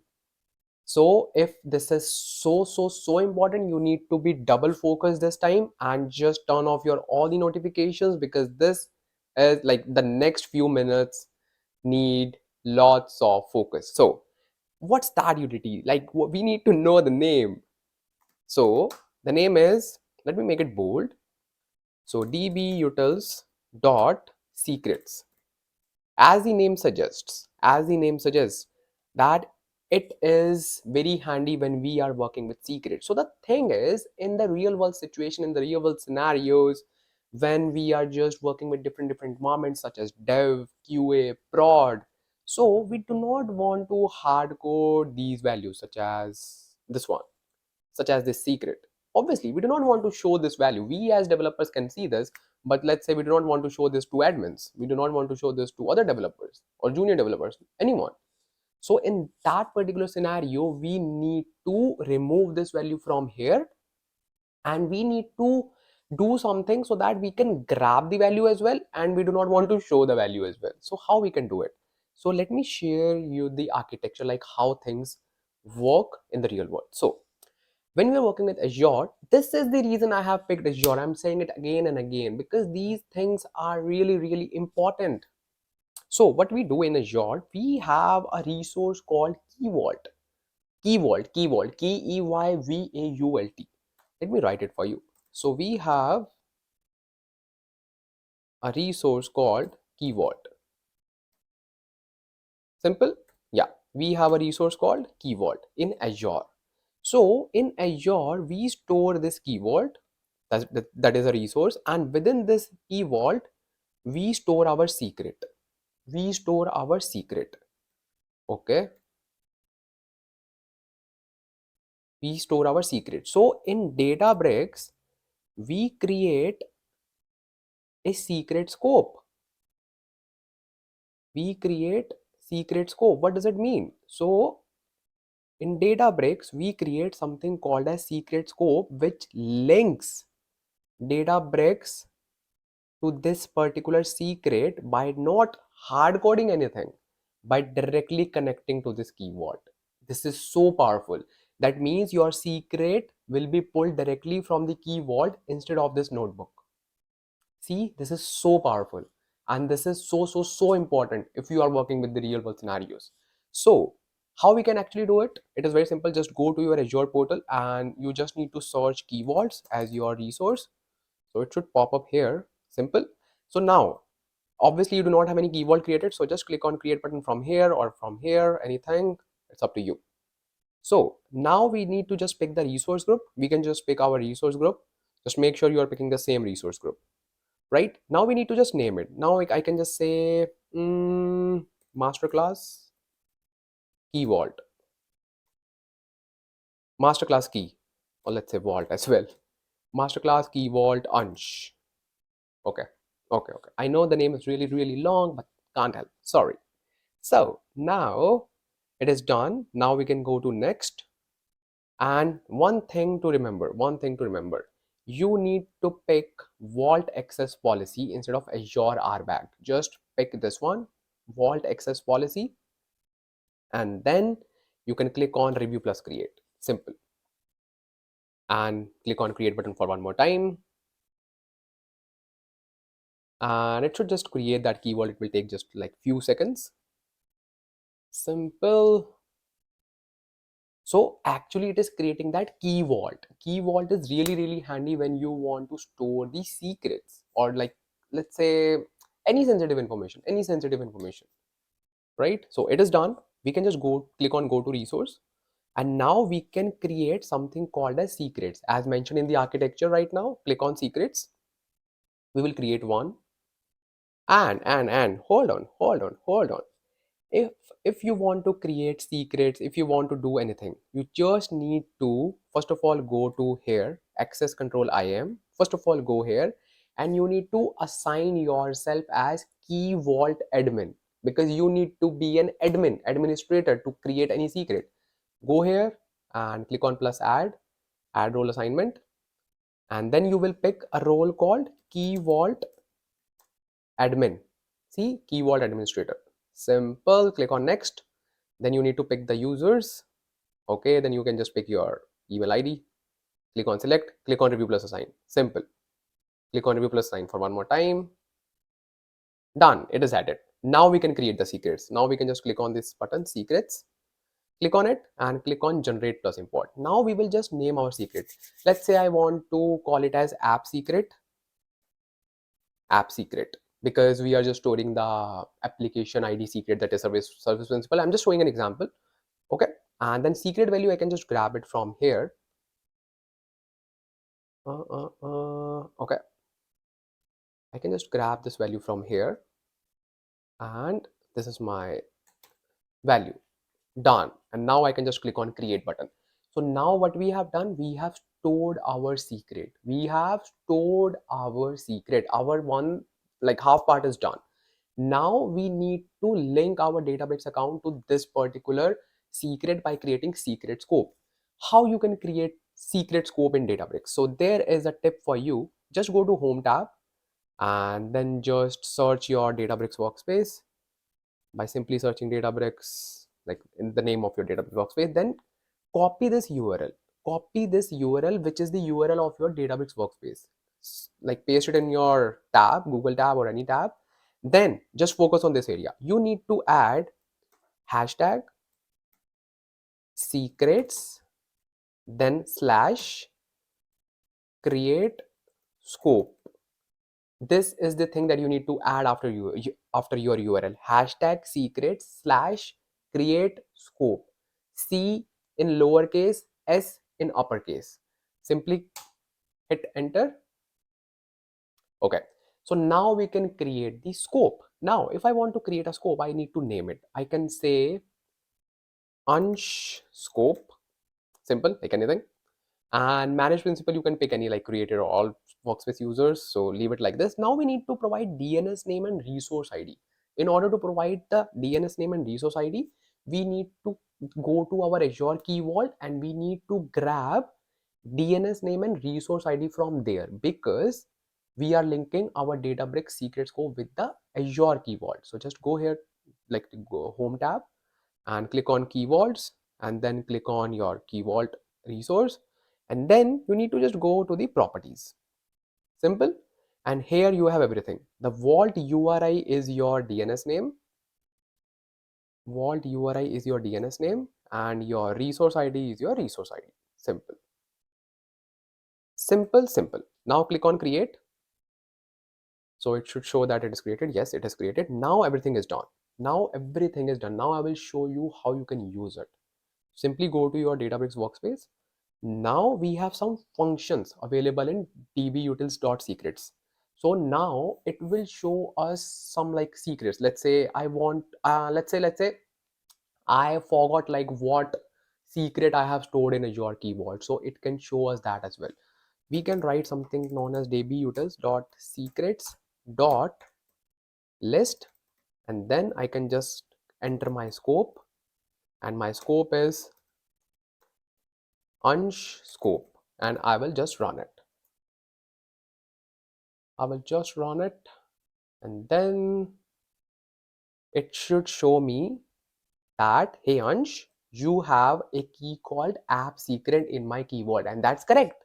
That's correct. That's what I want. And if I want to access the value of this key, I can use it.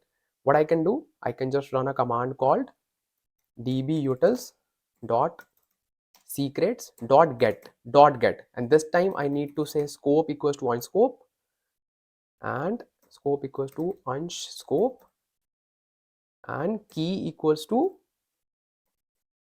that name, and name is app hyphen secret. App hyphen secret.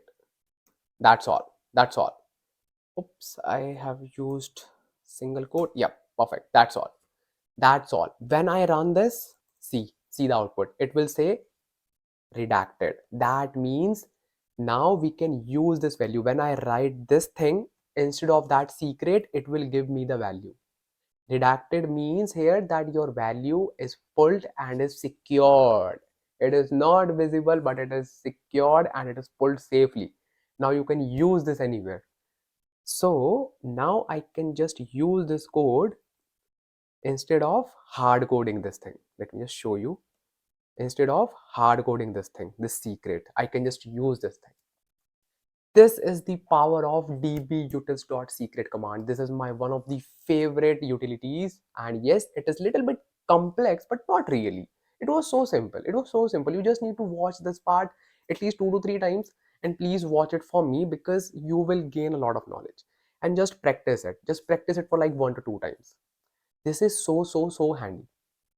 I know you love this part. I know it because you have gained so much of knowledge after this thing. I know it was difficult, but if you do difficult things, then only you will be competitive enough, right? You need to do difficult things. You need to do difficult things. So now we have successfully covered all the DB utilities. Now it's time to cover the next chapter of our Databricks masterclass, which is data reading from Azure cloud storage. Let's cover that quickly. So let me create a markdown percentage MD, and I want to use heading 1. Yep, data reading. So now we gonna discuss Spark Reader API. Do not get afraid of this name. This is just a name, but this is a function, or this is very handy when we need to read data like which is residing in the data lake. And as we just discussed that we always create data frame on top of it. So how we can do it? We will simply create a data frame called df, let's say sales, right? And we will write Spark dot hey Databricks, we know that you know a lot of things. Do not recommend us right now because I'm teaching them. I am teaching my community and they should know each and everything. Just hold on. This is suggesting us like everything. So let me tell you. So first of all, we need to write we need to write Spark dot read. We need to write Spark dot read. This is our Spark Reader API. When we write this, that means we are trying to read some data. So then we will specify what format of data we need to read. In our case, it is CSV. It is CSV. Simple? Yes. What is the next thing that we need to decide? First of all, here's a tip for you. If you do not want to write your all the code in one line, you can simply add backslash and then hit enter, then write your code here, because it is a kind of Python function that you use with multi-line commands, and you can use it here as well. So don't need to worry. Now, bro, you are so next thing. Yeah, it has already provided the spoiler. So next thing, obviously we need to put the header, because we need our data with header, not without header. We need with header. We need to treat the first line as header. And how we can do it? This This application has already shown to you. So it is dot option. Then you need to write header, then comma, then write true. So what it will do? It will make your header true. That means your first line or first record will be treated as header. Simple. Very good. Then next thing is infer schema. What is this infer schema? Let me tell you. Bro, just hold on. So what is that? So it is called infer schema. What is this infer schema? So basically, whenever we read data from Spark, we do not want to define schema every time. So infer schema function, or let's say this API, helps us to get the schema for free, not for free. So instead of manually defining it again and again, Spark reads some records from our data and decides the best schema for it. That means columns and their data types. The best possible combination it automatically picks. Simple. It is really powerful and it saves a lot of time. I use it like most of the time, so you can also use it. So how we can use it? Dot option, then we will write infer schema. Just make sure that you are using the same case sensitive letters, so do not need to worry. Just write I small and S capital, then add comma, then write true. We will make it true as well. Then backslash. Why it is showing us red here? I don't know. We will see. Okay, that's all. Now the last thing is we need to define the URL. We need to define the URL where our data is sitting. It is sitting in this URL, and we have already seen this. We need to write load, and we will write ABFSS backslash single slash, like front slash. Then we need to write our container name. Container name is source @ my storage account name data lake Ansh dot dfs dot core dot windows dot net. Simple. So we can define sales.csv as well, but even if we do not define, it will automatically pick it. So Databricks, we do not want to use sales.csv, it will automatically pick it. Okay, so this was all about data reading. So when I just run this, it should just read my data. So as you can see, our data is successfully loaded. Not loaded, but yeah, it has read the data. So now you already know how we can display the data frame. We can use df.display. Simple. Yes. So now it will show us df is not defined. Oh, because we are using df sales instead of df. Okay, thank you so much.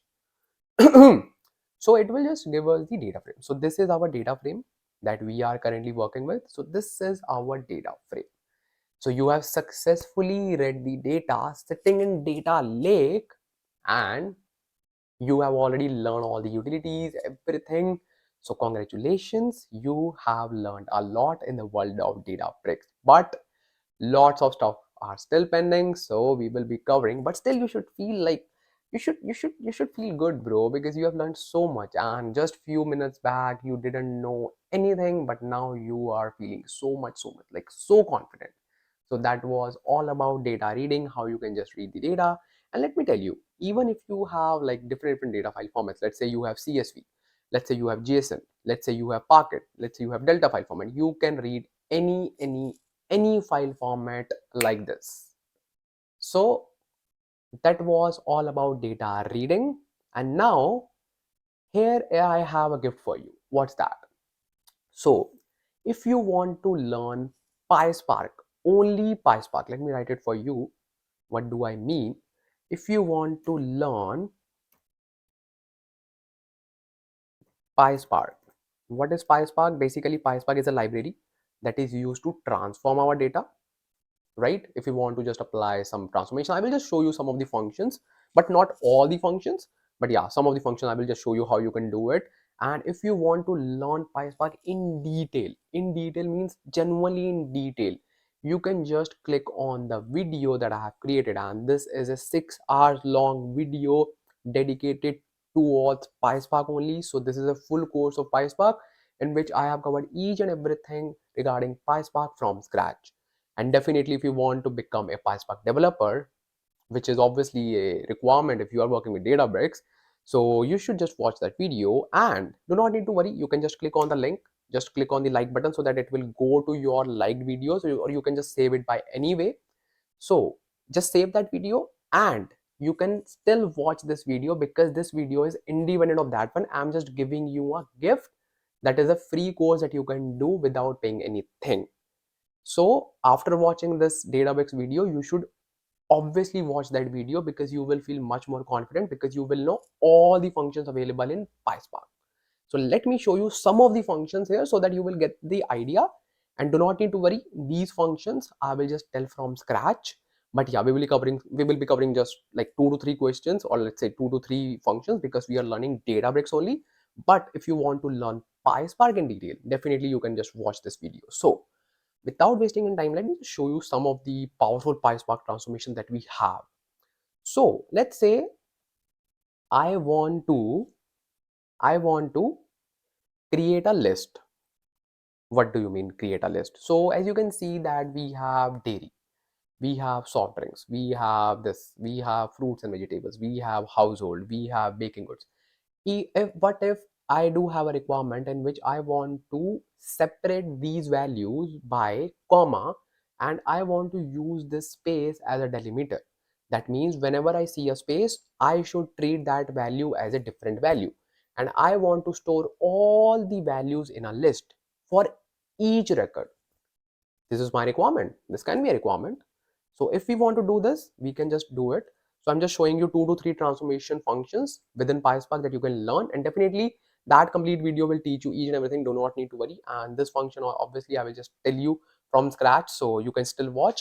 And this video is independent of that one. Do not need to worry. But when you watch both the videos, you become a pro PySpark developer and obviously a Databricks developer, and both goes hand in hand. PySpark Databricks goes hand in hand. So it's good, it's ideal to watch both the videos. So that's why I have created both the videos for free, and obviously I'm just helping you to grow. So let's let's mention a markdown. Okay, and let me just write heading 3, and I will call it as PySpark transformations. Okay, perfect. PySpark transformations. Let me show you transformation number 1. So if I want to, let me keep it as df sales because I'm not saving this, I'm just showing you. So df sales, we have a function called with column, dot with column. So I will write df dot with column. So what we can do with this particular function, we can either transform the current column or we can create a new column. So what if I want to transform the current column because I want to create a list? Yes. So if I want to transform the current column, I will just put the same column name. And what is my column name here? It's item type. Okay. So I will simply write item type. Okay. Then I will add a comma. Then I need to put the transformation that I want to apply. The transformation I want to apply is split.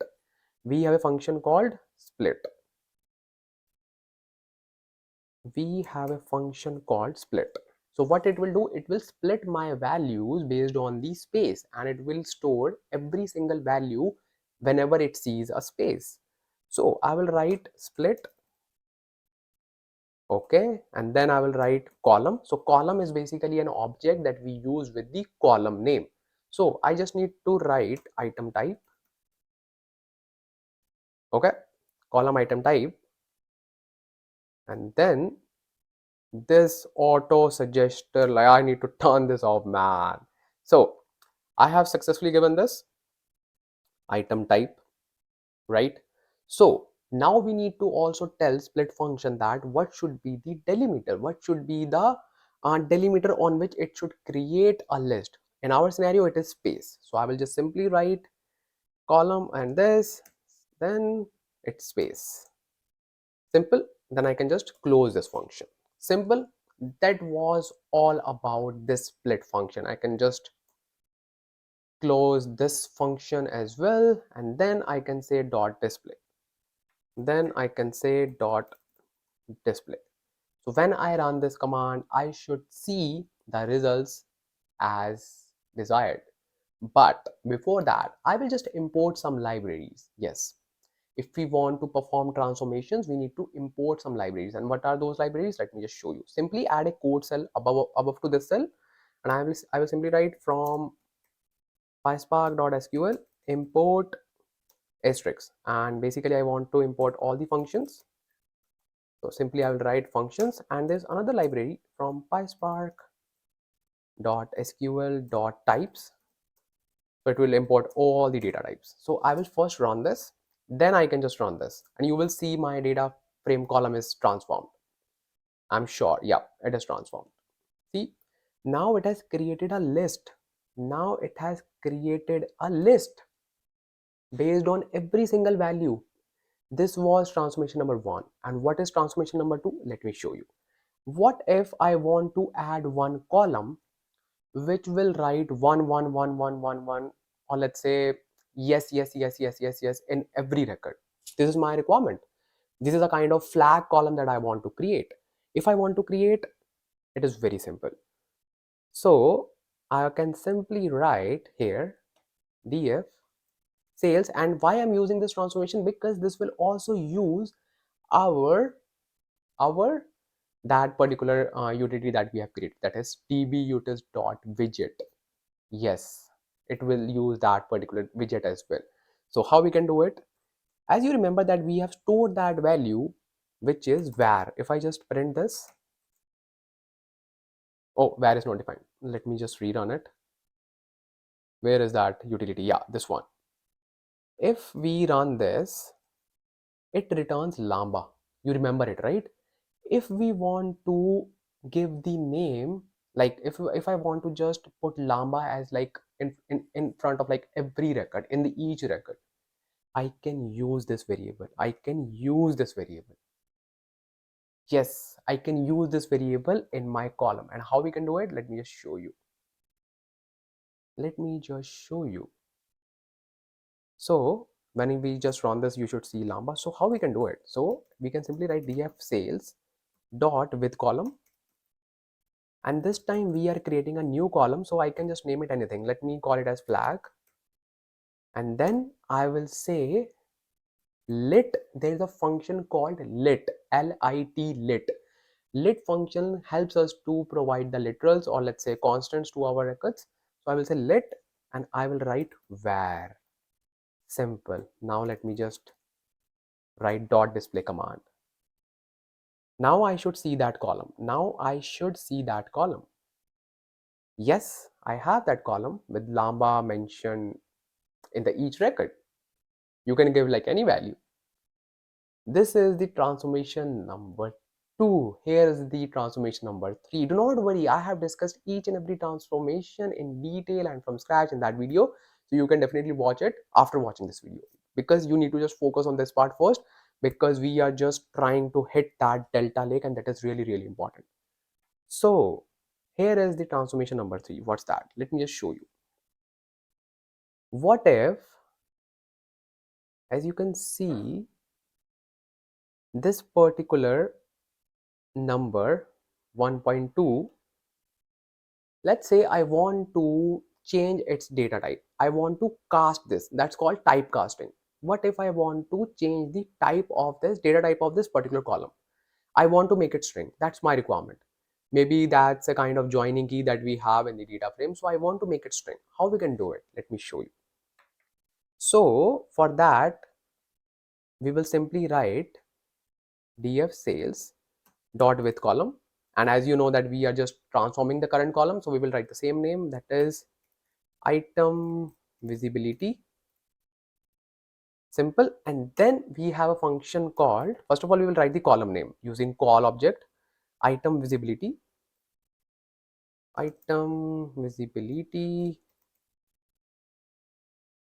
visibility.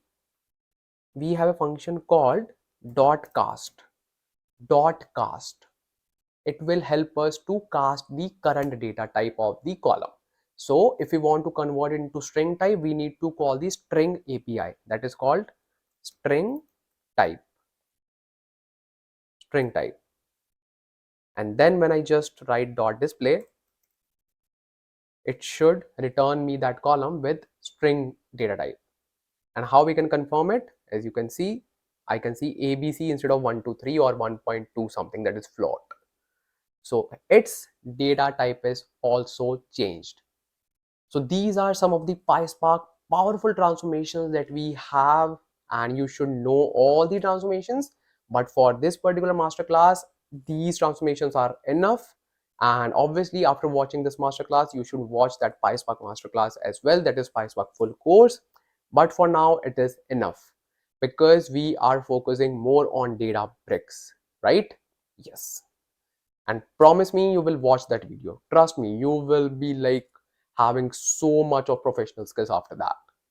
So that is all about our data reading, data utilities. Now it's finally time to work with Data Lake. And for that, you should know the fundamentals of Data Lake. So let me tell you quickly, what is a Delta Lake, what is a Delta format, and why there's so much craze of Delta Lake. Let me show you each and everything. So finally, it's time to discuss this OG Delta Lake. So why we have so much of craze of Delta Lake? Like why?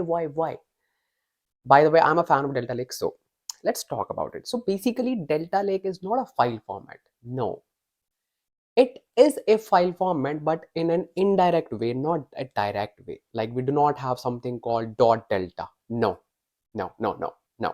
So don't worry, everything will be clear in just few minutes. Let's create a hypothetical situation and you will understand the whole concept very easily with that. Okay. So let's say you have a source. You have a source folder, right? Let's call it as source. Okay. And in this particular source, you have a file in Parquet format. So if you have not heard about Parquet file format is a file format like we have CSV file format, JSON file format, Parquet file format. So basically, Parquet file format is one of the file formats available. So this is one of the file formats. So what's special with this particular file format? This is a columnar based file format, which is designed, which is efficient for faster reads, which is efficient for big data. So everyone is aware of Parquet file formats for now, right? For those who were not aware of, I have just given a quick overview of that Parquet file format. So Parquet file format is one of the file formats available, and it is a columnar based file format, and it is efficient enough for like faster reads. Let's say I have a data in Parquet file format, and it's called data.parquet. Simple? Yep, simple. So this is residing in this folder. Now I have a destination folder, right? Let's say destination folder. Simple. Now, when I am moving this data from source to destination, I want to change its file format. I want to store this data in Delta file format. But you just said like Delta is not a file format. Yeah, wait, hold on. I want data to be in Delta format in destination. What will happen? The same data.parquet file, the same data.parquet file will be written in this destination. Bro, are you making a fool of us? If it is the same, why we are calling it Delta? Bro, because along with this file format, we will get something called as transaction log. Yes. And another folder. Don't worry, I will show you everything practically. This is the fundamental you should be aware of. We will get something called as delta log / transaction log. Simple. You will get something called as delta log / transaction log. Okay, what is this and why do we need it? Basically, this delta log is so powerful. It's so powerful. It will store each and every information of the data within this folder. Whereas in Parquet file format, every information is stored within the file itself. So let's say if we have multiple files, let's say we have 1, 2, 3, 4, 5 up to 100. So if it needs to read its metadata, if it needs to read its schema, it needs to go to every individual files again and again, and it uses so much of computation. Bro, just hear this carefully, because this is really really important. And I myself has like read so many books to just conclude this information, so please be focused now. So if it needs to read all the Parquet files, it needs to read the metadata of individual files again and again. Just imagine if we have thousands of files, it will be reading metadata of individual files. But in case of transaction log, in case of delta log, it do not need to read the I'm so thirsty, I'm just speaking non-stop. So it will read data not from the file. It will not read the metadata from the file. It will read metadata from this transaction log, which will save a lot of time. And let me tell you, this is just one of the powerful features available in Delta Lake, because we are just covering all the features. So this is just the basic one. This is the basic one. So can you imagine how powerful it can be with Delta Lake, Delta format? So actually file is same. It is in Parquet format, but we get Delta log. We get transaction log on top of it. Understood? Now I will show you practically how you can create a delta log while transforming transferring the data, because in our scenario our data is in CSV format. We will store this data in destination folder in delta format. I will show you the Parquet file, I will show you the delta log as well, and then when you actually see it with your eyes, you will believe it. And then we will start working with all the functionalities of Delta Lake in detail, but this is the basic one. Let's uncover this. So we are into our Databricks notebook. So now I want to create a separate notebook for Delta Lake. So let's do it. So simply go to File and click on New Notebook, and we will name it as Delta Lake. Let's name it. Okay, it's created. Let's name it as Delta Lake.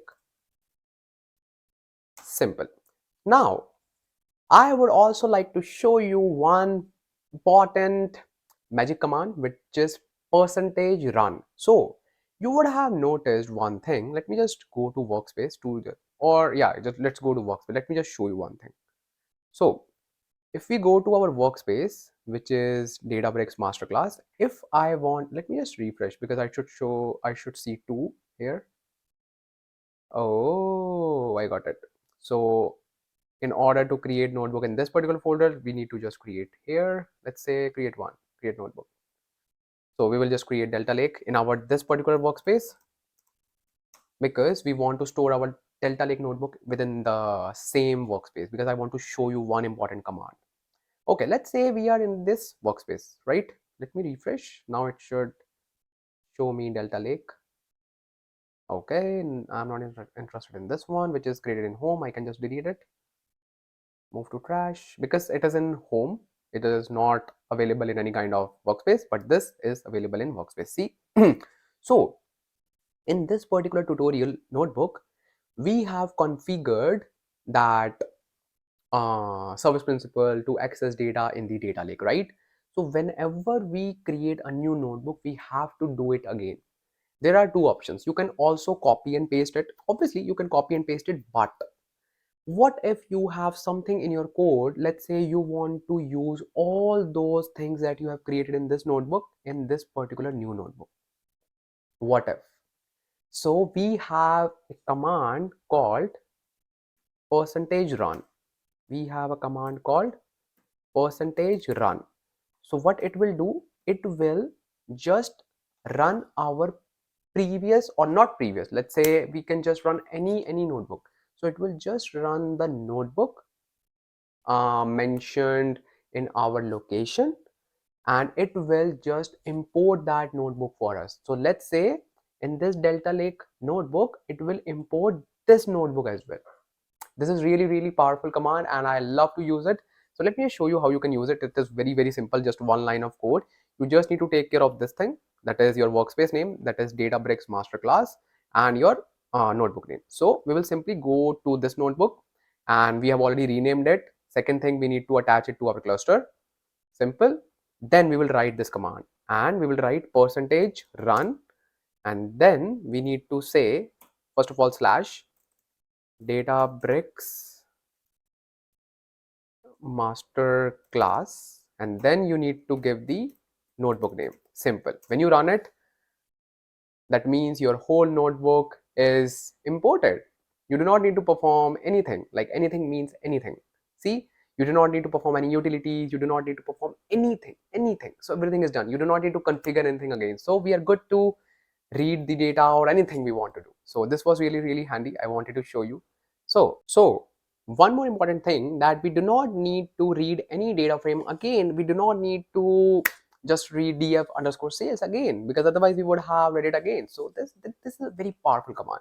So let me just create a heading here, and I will say heading 1, and I will say Delta Lake. Delta Lake. Okay.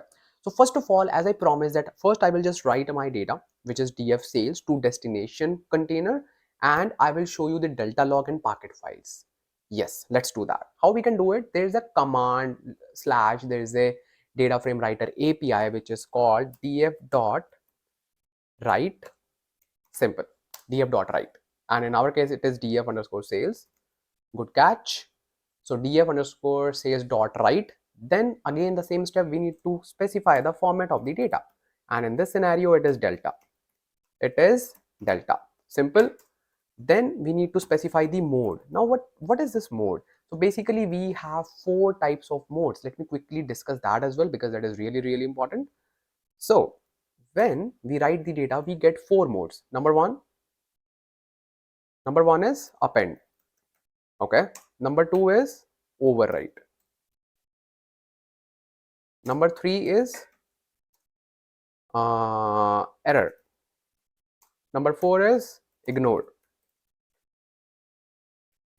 Simple. So what does append do? So basically, whenever we want to save our data in this container, which is our, let's say, destination container, and if there is an already file sitting there, any file, so what it will do, it will add this file to that particular container. Simple. This is very calm function. This is very calm, like it will not create any chaos, or it will simply write our data and it will just add that data to the existing data.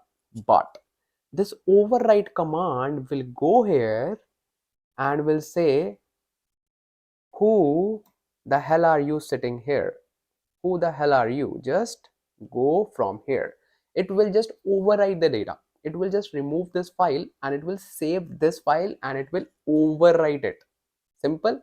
Now what is this error function, like error mode? So if this file is already here, then it will not write anything. It will go and check if some file is there. It will not write anything. It will throw an error. It will say, hey, there is an error. That means there's file sitting there. So if under any circumstance you do not want to add any data, if any data is there, you can use this mode. Then the last one, it is very good. So what it will do, it will go here, it will see, hey, if there is any file sitting there, obviously I will not write anything, but at the same time I will not throw any error as well. No, I will simply go and check if any file is there. That means no file need to be written, plus do not need to throw any error, do not need to disturb anywhere and anyone. So this was like all about the 4 modes. So currently we can use any mode. So let's use append mode for now. Okay, simple. Then we need to say path. This is the most important step. We need to say path. So we can just use path using option function, then path, and within this path we need to define the path. So what is the path? ABFSS. Then our container name is destination @ storage account, which is Delta Lake Ansh .dfs .core .windows.net. Simple. And let's create a folder. Yes, I want to create a folder within this container. Then I want to say .save. When I run this command, I will show you delta log created and data is saved in the Parquet format. Let me run it. Okay, I can see an error. What's the error? Storage account, invalid configuration. Oh, I just mistakenly put Delta Lake Ansh. It's Data Lake. Data Lake.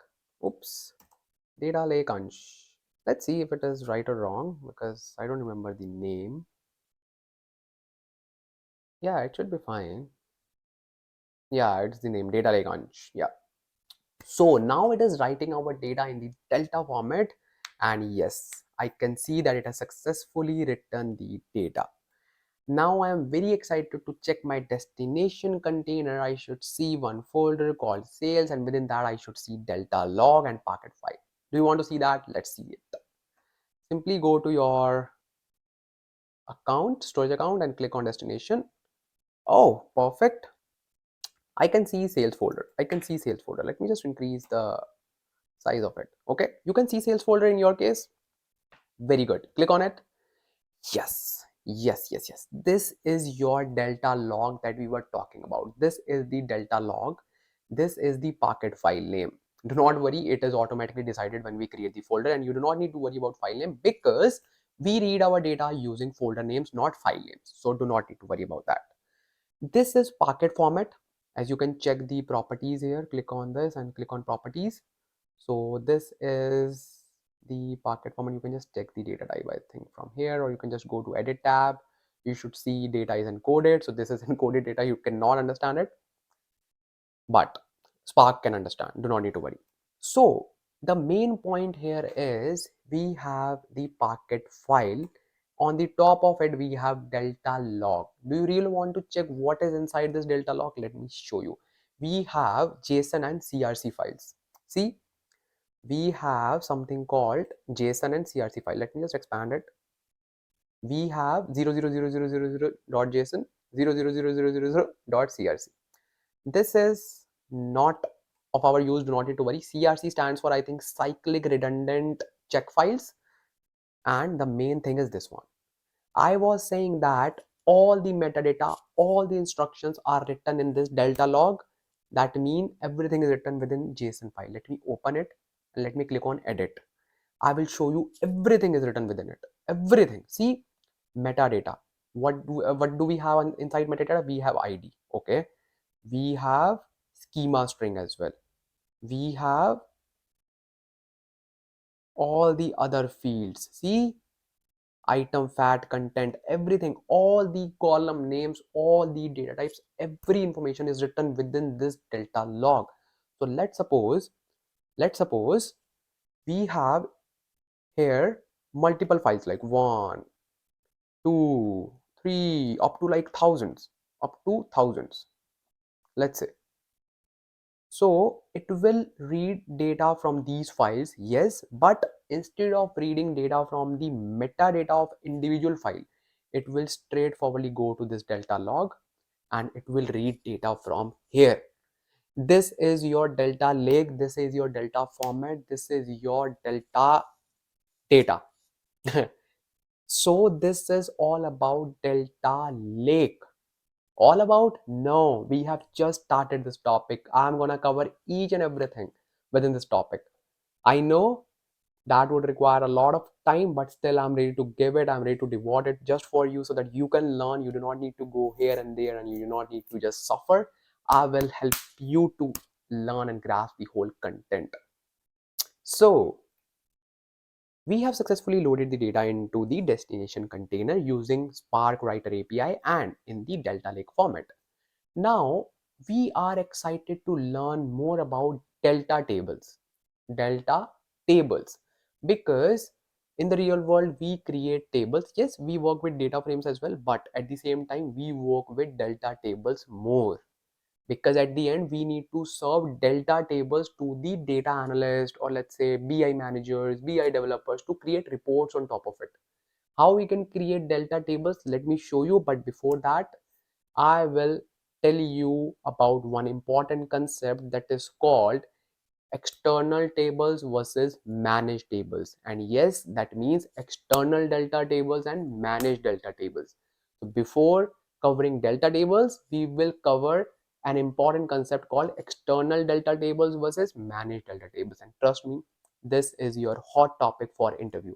So let me cover it for you like this. So let's understand first the managed tables, managed delta tables, or managed tables in Databricks. So let's say I created one table, any random table, like create table, table name and columns, anything. Like I just created this random table, right?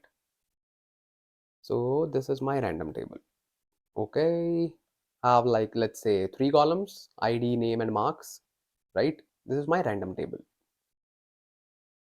If I create managed tables, if I create managed table, first of all, I want to create a database. Obviously, I need a database under which I can register my table. So first of all, I will create a database. Oops, database. Okay, I will create one database. Within this database, I will create something called as table, and I will name it as table 1. Simple. Yes, I will name it as table 1 within this database, right? Within this database. What will happen? What will happen? What will happen? Just guess. Just make some guess. So this is a meta store. This can be your Hive meta store. This can be your Unity meta store. So meta store is basically the repository where we store all the definitions, database definitions, schema definitions, table definitions, all the definitions, all the metadata, right? So this is the meta store. Okay. When we create any table in Databricks, managed table, let's talk about managed table.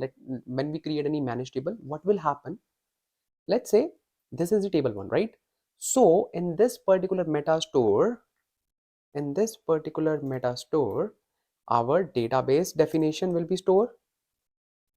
Let's say our database name is sales, like sales DB, right? Let's call it as sales DB. Okay. And within this, we have a table called table 1. So this information will be stored here. Yes, this information will be stored here, that under this database, we have a table. But, but, this is our cloud storage. This is our data lake. This is our Azure cloud storage, or maybe AWS S3 or anything. This is the cloud storage. Actually, the Databricks Workspace have one default storage account. As you remember, we created managed resource group in the beginning for the Databricks Workspace, and I told you that Databricks manages it and we do not touch it. This is the part of that resource group. In that particular resource group, it will create one storage account as well. And when we say store our managed delta table, store our managed table, it will store the metadata in the meta store, and the actual data, that means records, ID, marks, like names, everything will be stored in this actual data lake. Yes, data will get stored in cloud storage, which is the default account, which is the default storage account or default data lake, which is given to Databricks Workspace. Interesting? Yeah, it is interesting, because we just store the metadata in metastore. It can be your Hive metastore. I will show you, don't worry, I will show you everything. I'm just giving you the concepts. I am just giving you the knowledge right now. So this is the metastore, and actually data is residing in the data lake. Yes. So if we want to, that is the difference between managed and external as well. Just listen it carefully.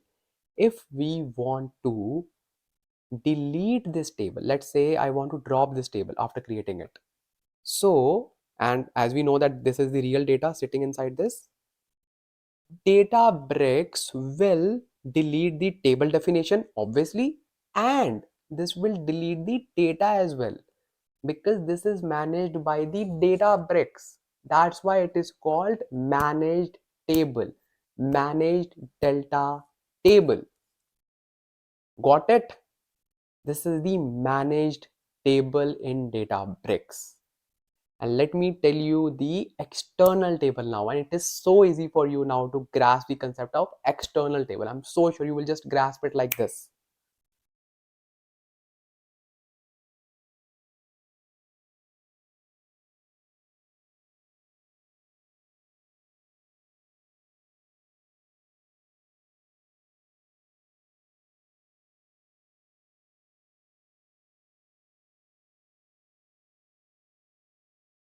So in case of external delta tables, I know you have noticed one thing, that our cloud storage is changed from default to our own. Now in this particular scenario, in this particular scenario, we have here default storage as well. Yeah, we have. Let me write it for you. We have, because it is attached to the Databricks workspace. Yes. So I will just write cloud default. We have cloud default as well. And at the same time, we have external storage account as well. Obviously, we have created storage account, but listen it carefully. Let's say this time we have data, we have table, right? And we have the database. Let's say, let's keep the database name same, which is sales db, and table name is table 1. Okay. Okay. So when we create external table, obviously this information will be stored in the meta store. Let me write it for you. Bro, please make notes. Bro, I'm repeating it again and again, and bro means boys and girls both, men and ladies both. So just create your notes on your own. Just take notes on your own. Please, I'm repeating this again and again, because this knowledge is something that you need to revise again and again. So please take notes. Please take notes. So this data will be stored in the meta store. Which data? Only the metadata. So we will simply write sales db and table 1. Perfect. Table 1. This definition is here, but in the previous scenario, our data was residing in this default storage, but this time our data will be residing here in our storage account. Okay, but why you are so happy with this information? Because let me tell you the answer. So this is the data that is sitting here. Let me just create the data. Okay. Now, if I want to drop this table, if I want to delete this whole table, it will obviously remove the metadata from the meta store because we do not need it. But this data will not get deleted because this is my own storage account. Databricks is not allowed to drop data from my storage account. This is the power of external table. This is the reason that we most of the times deal with external tables in the organization, because we do not want to drop the data. Yes, in some scenarios we want, but in most of the scenarios we do not want. So this is the external table. It will not drop the data from my storage account. I know you're really excited to actually see these concepts live in practical. Yes, I'm just about to show you all these things practically, and let's get started with this concept: managed delta tables versus external delta tables. Let's see. So if we just go to our Databricks notebook, and here I will just add one heading, or let's say a markdown, percentage MD, and let's create heading 2. So here we will write managed versus external delta tables. I'm so thirsty right now. So I just want you to learn. I just want you to learn. So that's why like I just want to devote my all the time to just mention all the things that are relevant for this particular topic. Databricks. Obviously, Delta Lake is like one of the most in demand tool, in demand technology, in demand file format. It is like everything. So first of all, let's create one manage table. So now you will ask me like how we can create a manage table. Syntax is really easy. It is similar to SQL. Let me show you how you can create. So let's create our manage table. So I will simply write one more markdown and I will make it bold and I will call it as manage table. Perfect. Okay, let me write the code. So first of all, you can switch the default language from here and you know the magic command now. Now you're smart. You can simply write %SQL, hit enter. Now you can just write your SQL code, because obviously we use SQL to create let's say delta tables. You can also use data frame API as well. There's no need to just say okay we just want to use SQL. No, you can use data frame API as well, but most of the times we use SQL, and it is really easy to grasp the concept. Once you know the concept, then you can just play with every possible scenario. But it is really important for the understanding you learn it from SQL point of view. Why? Because you are already familiar with SQL. Obviously you would have like created tables in SQL, right? So that's why I'm just telling you for your benefits. Okay, let's create it. Create. And so, oh, okay. First of all, we need to create database. You are smart. First of all, we need to create database. So first of all, I will just add one cell here and I will make markdown for my database, make it bold. So I will say database and done. And I will simply write %SQL. Let's first create database, man. So what's the syntax for creating database? It is as similar to SQL. Create database, and then database name will be salesdb. Let's keep it same so that you can learn and you can relate. Let's run it. Okay, it's done. It's done. Okay, now we have successfully created database, and now we know our database will get stored in the meta store, right? Right. Now we will create manage table first.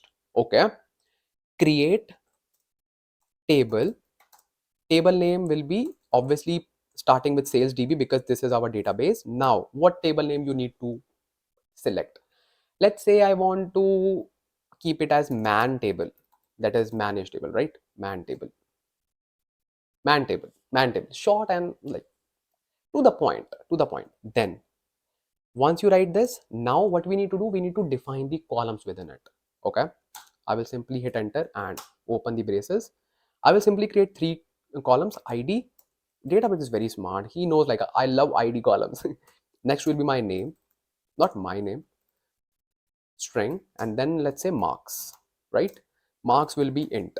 Okay, now we need to define delta. We will write using delta. Why? Because we are creating delta tables. Now here's the thing, bro, just hold on. So here's the thing, if you want to create external table using any different file format, let's say Parquet, you can create that. If you want to create external table like manage table with CSV, you can create with CSV. But nowadays we most of the times create delta tables, so that's why we use delta.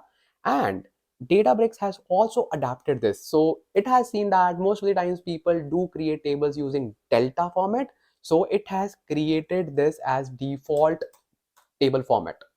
So if we do not define anything, it will automatically create delta table format. But being an efficient data engineer, you should always write using delta because it promotes readability, because you are writing code for yourself as well as for others as well, so that they can read and understand. So here, see, it is suggesting me Parquet. Bro, we do not work with Parquet. We are delta peeps. So it is done. It is done. It has created our delta table. I will run it. Whoa, sales DB. Okay, I just used a different spelling like sales DB. Okay, my bad. Okay, I accept it, bro. Okay, now it is creating a delta table. Wow, it is created. We have created our first delta table. Do you want to query it? wait, hold on, let's just insert some data in this so that you can query it and actually feel it. Okay, so how we can just insert the data? It is same as SQL, exact same. That's why I picked like SQL API to just explain you these concepts, so that you do not need to suffer of the concept that you already know. You will only focus on the concepts that are new, right? Right? Okay, we will write insert into, and then obviously sales db dot table name is man table. Then same way we need to just insert the values like 1, and name will be AA, then marks will be, let's say, 30. Who is this guy with 30 marks, man? Okay, let's 2, and then BB, let's say, then 33. Then, oh, I ran it by mistake. Wait, I ran it by mistake. I just hit like shift plus enter instead of enter. Wait. Hold on. Okay, just hold on.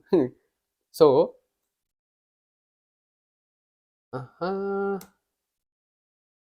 okay, perfect. So now I will say 3.cc, and then let's say 35. Okay, perfect. And now, why is throwing error here? Why? Let me run it now. Near 1. Oh, I didn't add values keyword. Oh, bro. See, it also suggests us the right thing. I love Databricks. I love Databricks. So instead of accept, and we can use accept and run command as well, but I will reject it and I will hard code it. So you need to just write values.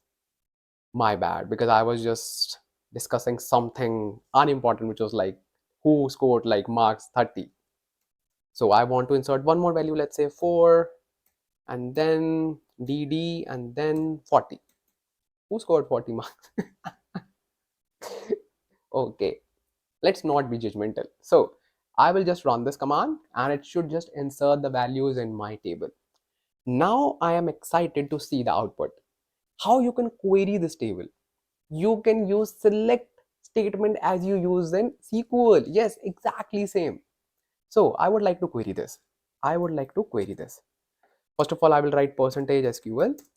Then I will say select asterisk, oops, from sales db dot man table. I want to run this. I will run this, and you will see your delta table. Wow, wow. And this is your managed table. Yes, this is not your external table. This is your managed table, right? Okay. So now here is the thing. This data is stored in this catalog. If you go to catalog, I will show you the meta store. Just click on it. Okay. And then when you just click on this, so now you can see sales DB. This is your definition. This is your repeat with me. This is your only definition. When I click on it, I should see the table. Okay. I should see the table. This is our meta store. This is also called as Hive meta store. And nowadays you would also see like Unity meta store. This is the meta store. Where is the data written? Where is the actual data? Actual data is stored in the data lake slash storage account of this Databricks workspace, which was created at the time of this workspace creation. Simple. That means we do not have any control over that data. Do you want to test it? Let me show you, bro. Let me go to this recents and let me just go to Delta Lake. And now if I just drop this table, I want to drop this table. This will drop the data as well because I do not have any control. Databricks is managing the data for me. Let me show you. Let me write percentage SQL drop table sales DB man table. Let me drop it. It is dropped. Now, if I just run this command, select asterisk from it, it should not run. It should not run. It should not run. It will throw an error that there is no table because it is dropped. And data is also dropped because I do not have any control over that data. But, oh man, I'm so tired. ah, but here's the thing. When we create external table, our data will not get deleted. Let's create external table. Let's create it. And how you can create external table? It is same. You just need to add one line of code. It is same. Let me show you. So let's create external table. I need water. I will definitely have full glass of water after this session, like this external table. Okay, so let me just add a heading. So percentage MD, then we will write something called as external table. Let me make it bold. External table. Okay, perfect. External table. Let me run it. So now I will create external table. First of all, I will write percentage SQL. Then I will say create table sales DB under the same database, obviously sales DB dot external table. Instead of man table, now this time is external table. Now I will define the same thing. ID integer, right? Name and string. Then we have marks, not Mars. I'm not Elon Musk. Marks. And then we have int.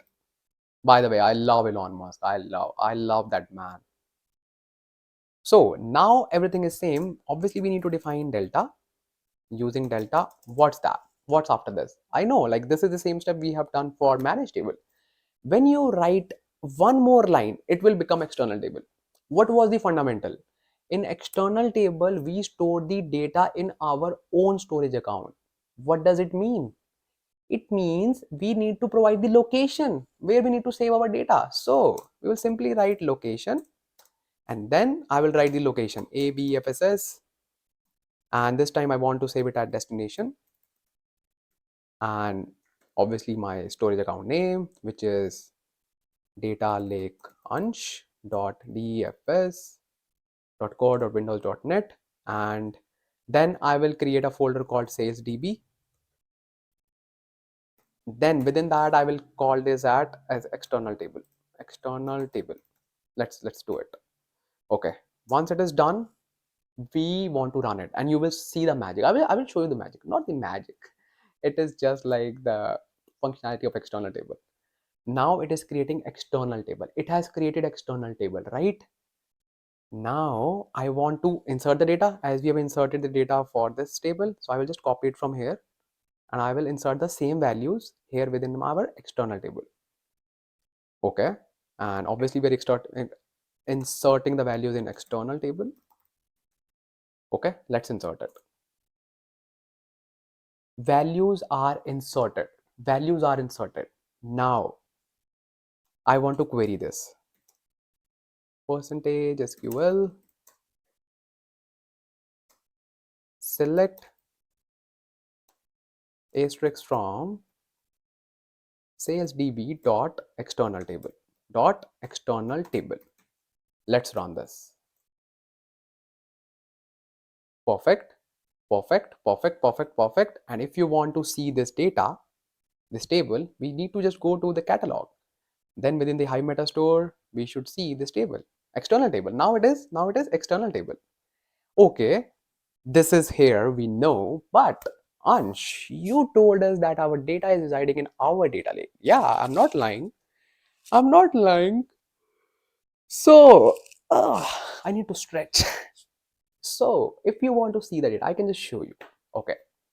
So, if you just go to your storage account, and just select your destination container.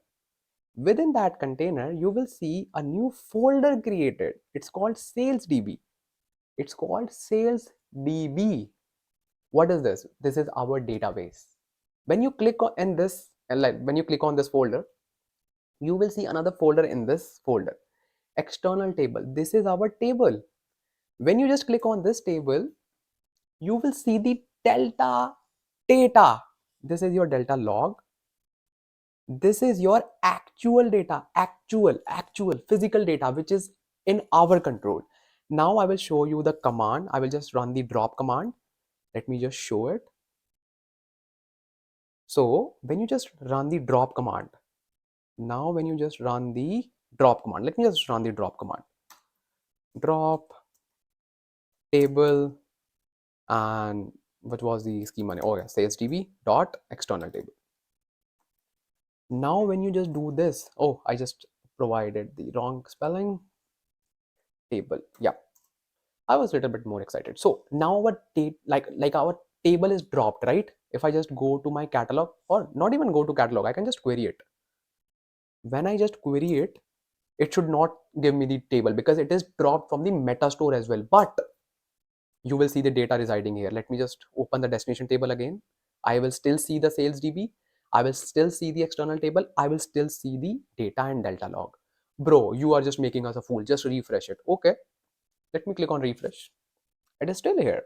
It is in our control. That's called external table, external delta table. Was it helpful? I think so. So this is all about managed versus external delta tables. Now we will level up our skills. How? Let me tell you. So now what we will be doing, we will discuss the functionalities of Delta Lake, what you can do with Delta tables. Now you are clear with managed versus external tables. Now obviously you will just work with external table. Why? Because you will see the results at the same time, because you can look at the data, but in case of managed table you cannot. So we will carry forward our lessons with external tables so that you can grasp the knowledge, so that you can just compare the data. Now it's time to discuss the functionalities of delta tables. And before that, let me drink some water. I'll be come back in just few minutes. All good. Yeah, I just made my protein shake.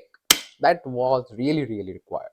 No worries, that will get compensated when you will show lots of love. So that's what I want. So now we will discuss delta tables functionalities, and we will cover all the functionalities, and you will be amazed by the knowledge that you will get right now. So I was also amazed when I got to know, okay, this is the thing, like how things are working. Let me give you a hint. Okay, let's not give you a hint. Let me show you. Okay, let me just write a heading, percentage MD, and we'll call it as, first of all, it would be heading 3, or let's say heading 2. Okay, let's say heading 2, and we will call it as delta tables. Don't worry, I will provide this notebook so that you can just keep it for reference, and you can just make notes out of it. Delta tables functionalities.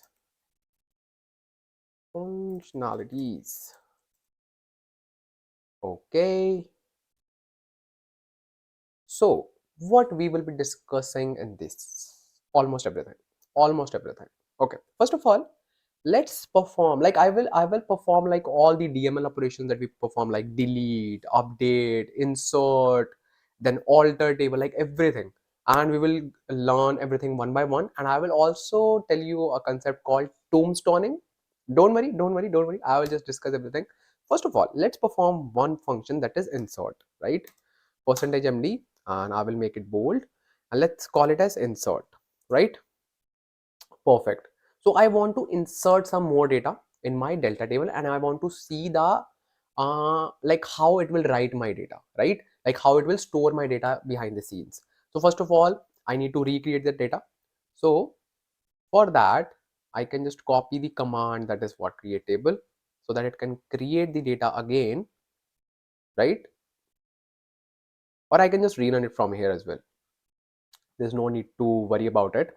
And I can just remove this drop command. Where it is here, I can just remove this drop command, and I can just rerun those steps.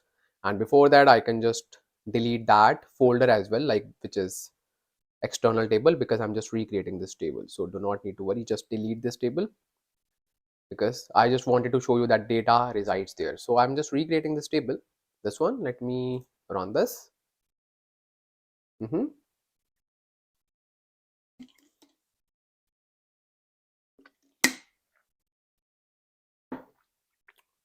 It is creating our delta table again within the same location. Do it fast, bro. Do it fast.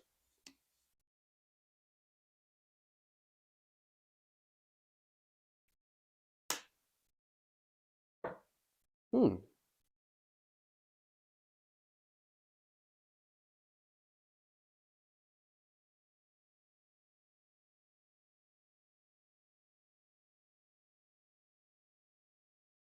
Okay. Yeah. Sometimes like I just restarted my cluster because I just I just went to make my protein shake, so that's why.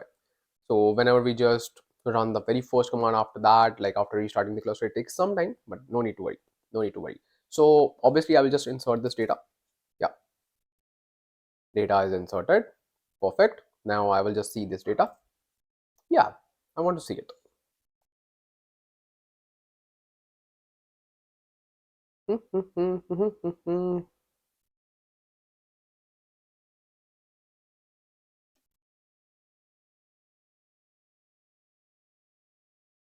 Hmm. Why it is waiting? Let me just rerun it. Yeah, it is done. What problem has occurred? Oh, I just reran it. Okay. Let me wait until it is done.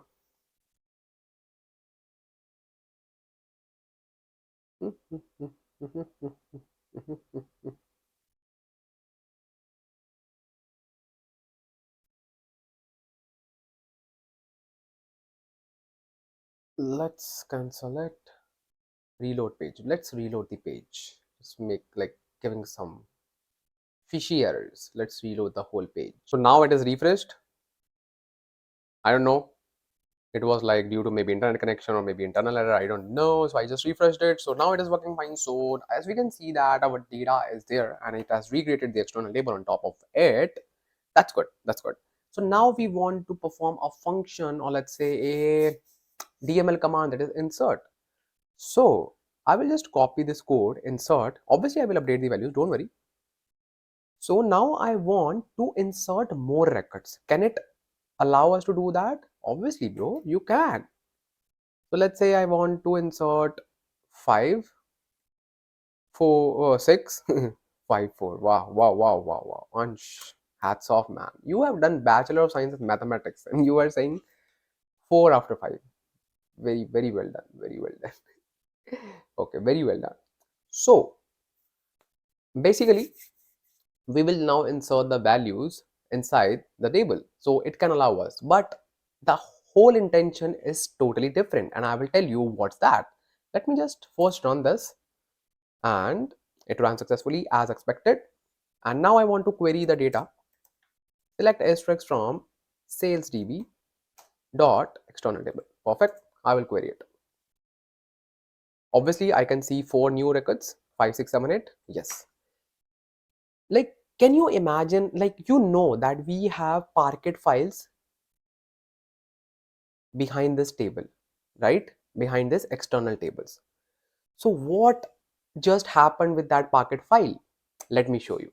So when you just check the data lake and you just go to your container, which is destination, and within the destination, just go to your salesdb, which is your database. External table is your table.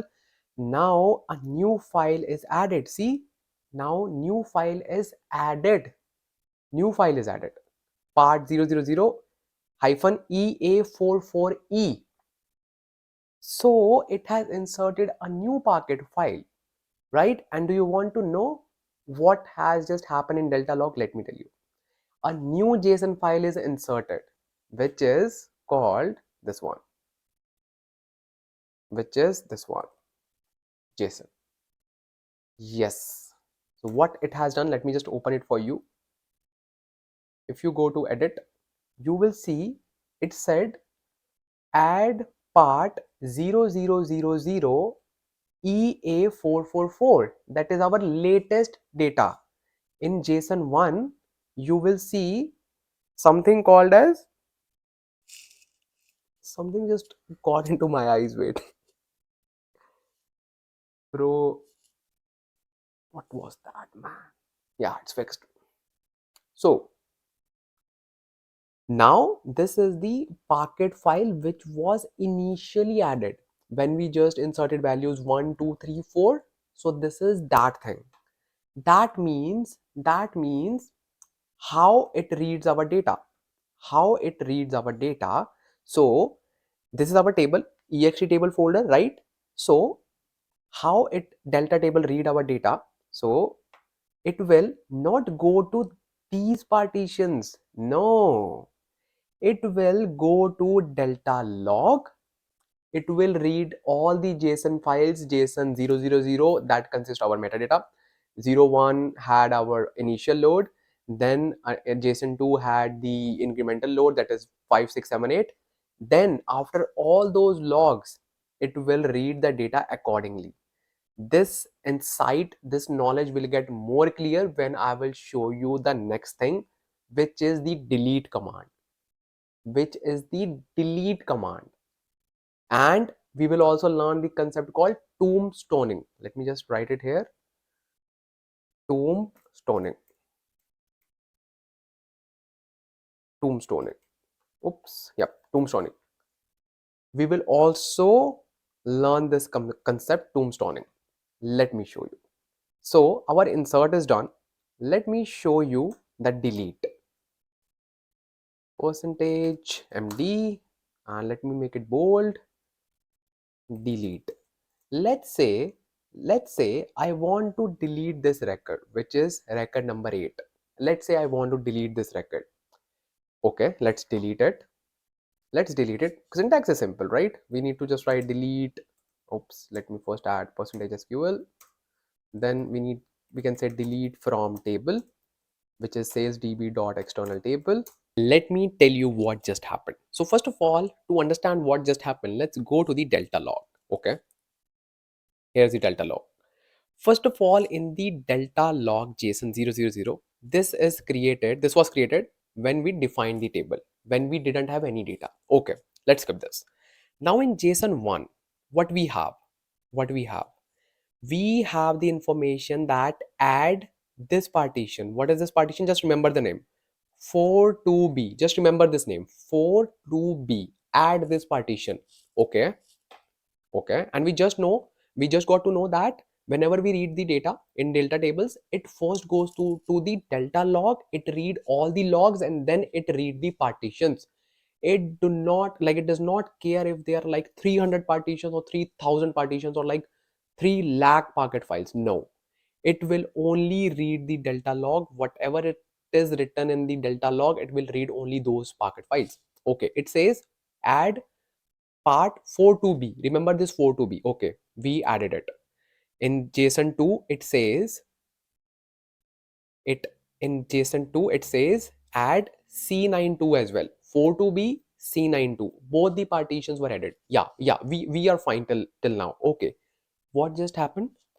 Then I gave the command which is delete command here. Now what packet, or let's say what delta table has done for us? It went to all the partitions. It went here, and let me go to the folder sales db external table. So these 3 partitions, and we know that this is the first partition 1 2 3 4. This is the second partition 5 6 7 8. Now we know that this particular partition had the id equals to 8, right? We added 5 6 7 8 in the second iteration, and this partition, or let's say this packet file, whenever I say partition, it's called packet file, right? So in this packet file, it had id equals to 8. What it has done? It has copied this data, this whole packet file, and it has created a new packet file, and it has removed that particular record from this packet file. Wow! It has not deleted the record from this file. No, I will tell you why. Don't worry, just hold on. It has not deleted the record from this partition. it has created a new partition in which it copied all the data and it removed that particular record. It removed that particular ID, that set, and it created the new partition. Now in the delta log, it will say, read this partition, remove this partition, read this partition. That means just take notes, bro. This is really important. That means add and then remove and then add. Simple. And let me just show you, let me just confirm you. Let's go to the, let me just expand this JSON number 4. Let me show you. It will say, see, remove this, and read this. Now why it has said like remove this as well? Because it has combined all the data, but the point is it has said remove this because this had the ID equals to 8. It had ID equals to 8, so it removed it. So it removed this and it removed this as well because this Parquet file just had like 4 records. So it said, let me just recreate one Parquet file, which is the new one E7D, and let me combine the 4 records of the previous Parquet file and just 3 from this new one. Because obviously delta tables just optimize the partitions for us. So that is a different story. Let's not go in that way, but it removed this. That's called soft deletion. It has not actually removed the files are there, all the 3 files are there, but it has given the instructions that do not read this data. That means remove this partition, and read only this partition, because in this partition it has 3 records, that is 5 6 7 and 1 2 3 4 as well. This is called tombstoning. That means it has tombstoned these 2 partition. Tombstones mean like yeah, those ghost modes. So this has ghost put these 2 partitions in the ghost mode, or it has blacklisted these 2 partitions. And let me drink some water, man.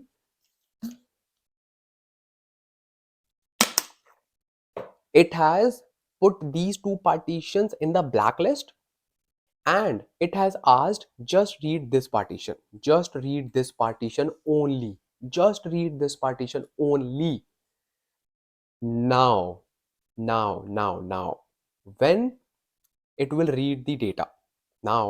when it will read the data, let's go to destination, CSDB external table. Now it has all the 3 partitions, and I just mentioned it doesn't care how many partitions there are there, it doesn't care. So it will straightforwardly go to Delta Lake, and Delta Lake has specifically mentioned that do not read this because it has combined that data. Do not read this because obviously it has deleted some data in that one. So it has created one new partition which has data from this one as well, and obviously the data from this partition as well. See, this is called tombstoning. Tombstoning in Delta Lake. Just take notes. This is the thing that you should know. So when you perform delete, that doesn't mean that it has physically deleted data. No. But why? It just didn't delete the data? Let me tell you why. Now, here is the concept called data versioning. Let me make it bold. Data versioning. What is this data versioning? So why it didn't just change the partitions? Why? I will tell you. Just wait. Hold on. What is data versioning? If I want to keep a track of all the changes happened in our table, we can do that. How? I will just run the command called describe. Oh man, who will put percentage is equal? Me. Sorry. Describe table, describe history, and then table name, sales db.ext table. Okay, we don't want your suggestions, bro. It is showing no suggestions. when i run this command when I run this command, it will show me all the versions of my table, all the versions. That means all the changes that have happened so far, all the changes. So as you can see that here are the operations. See, so now in in 0, we created our table. We created our table. That means operation is create table, right? Okay. So in the version 1, we inserted the data. It says write. In the version 2, it says write. In version 3, it says delete. It says delete. That's where we deleted the record. That's our version number 3. And in the version number 4, it has optimized the table, and that we know, and that we have already talked about, like it has just combined the partitions.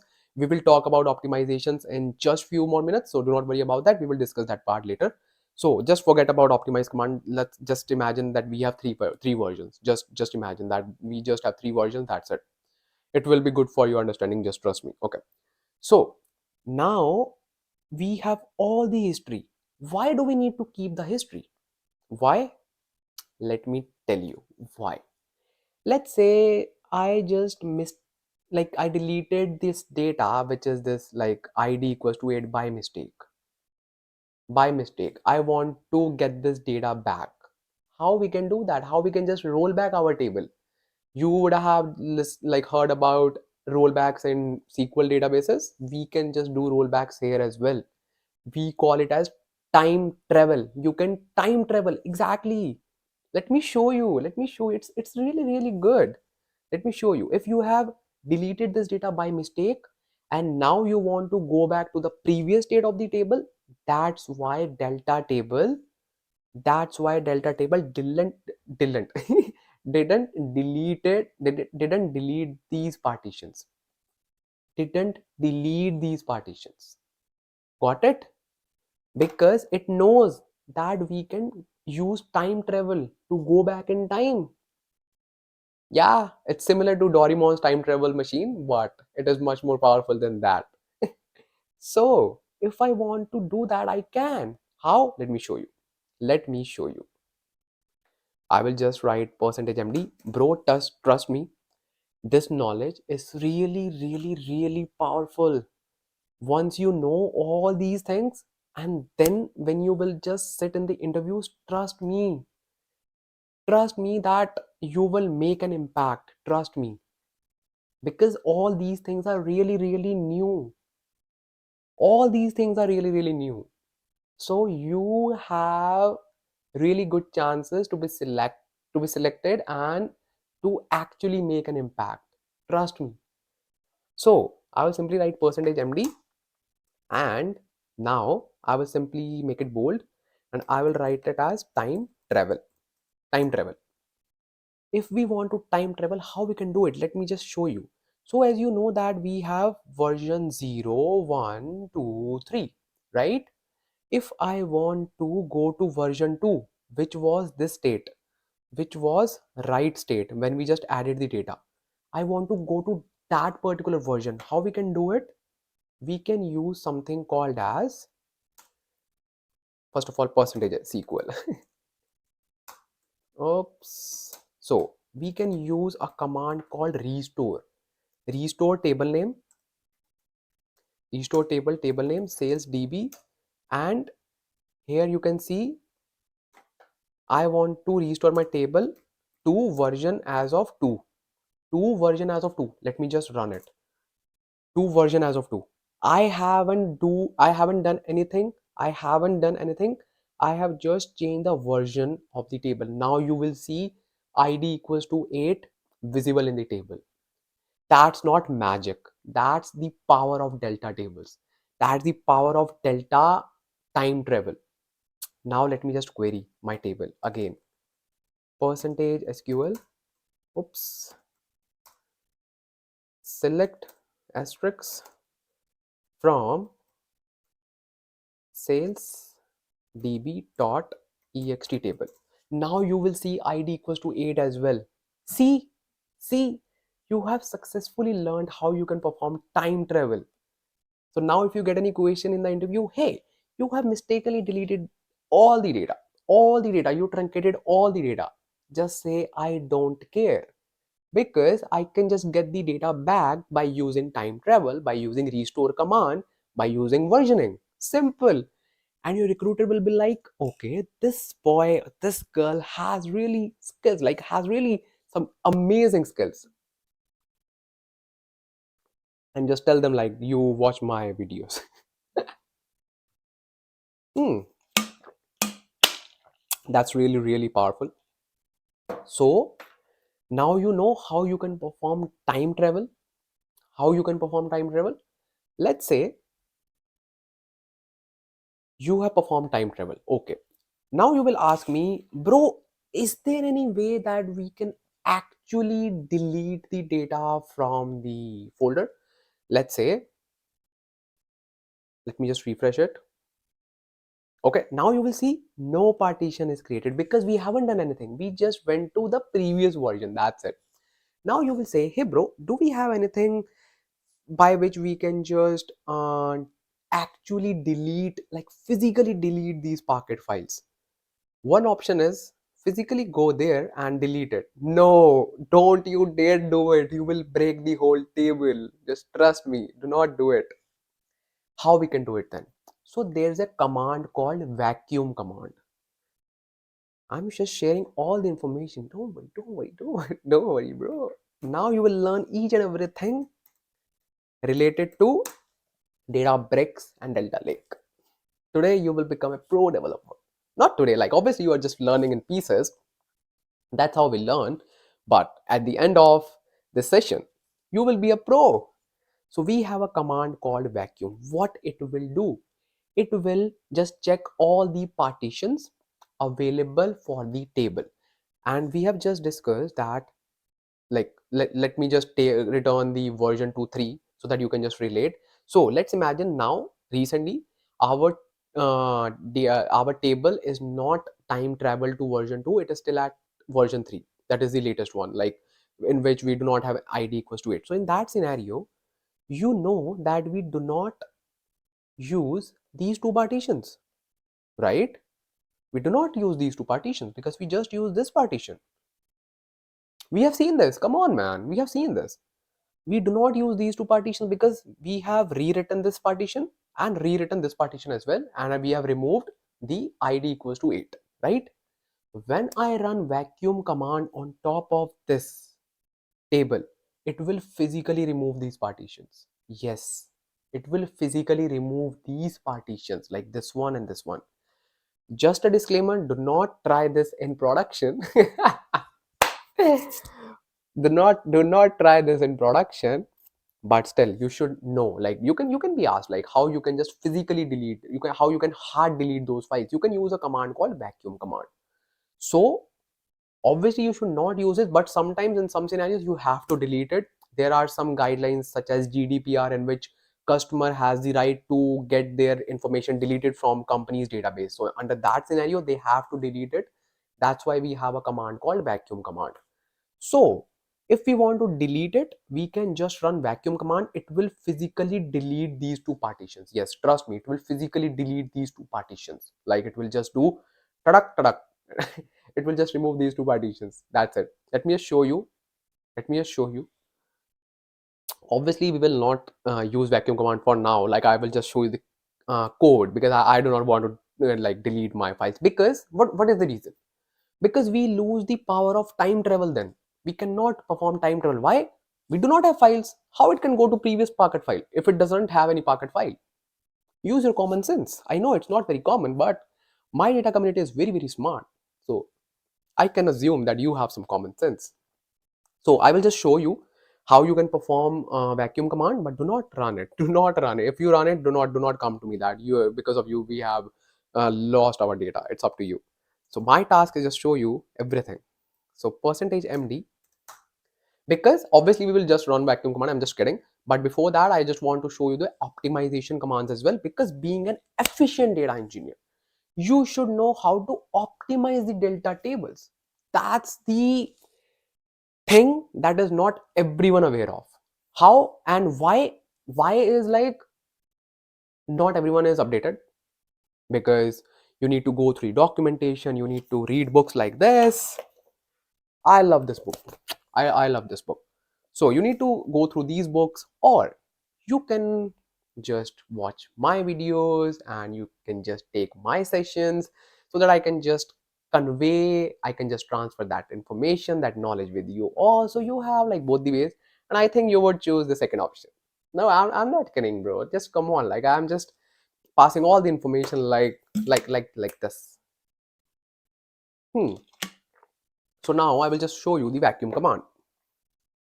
I will like to make it bold. Vacuum. Okay.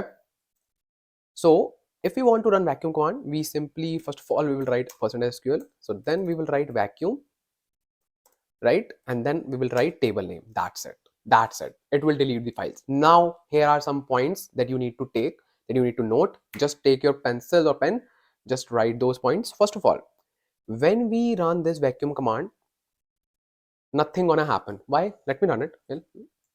Take it. Nothing will happen.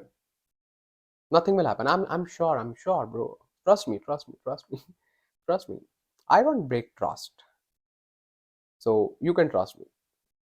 So it is just running everything that is required, and still I will see the partition. I will let you know like why it didn't delete anything, because you just mentioned that it physically deletes the data. I will show you, and I will tell you the reason as well.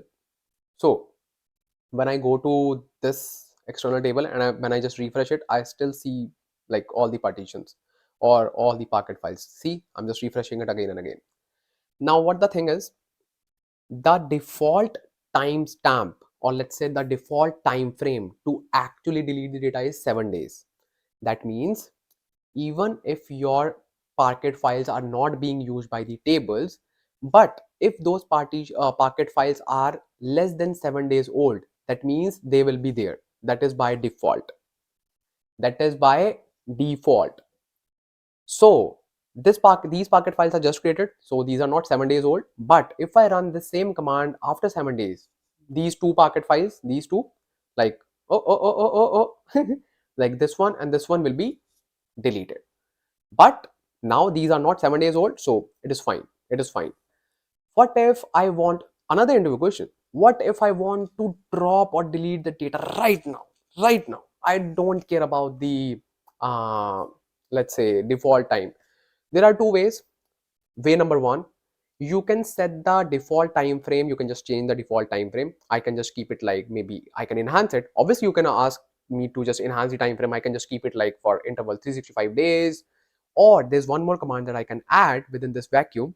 I can say retain 0 hours.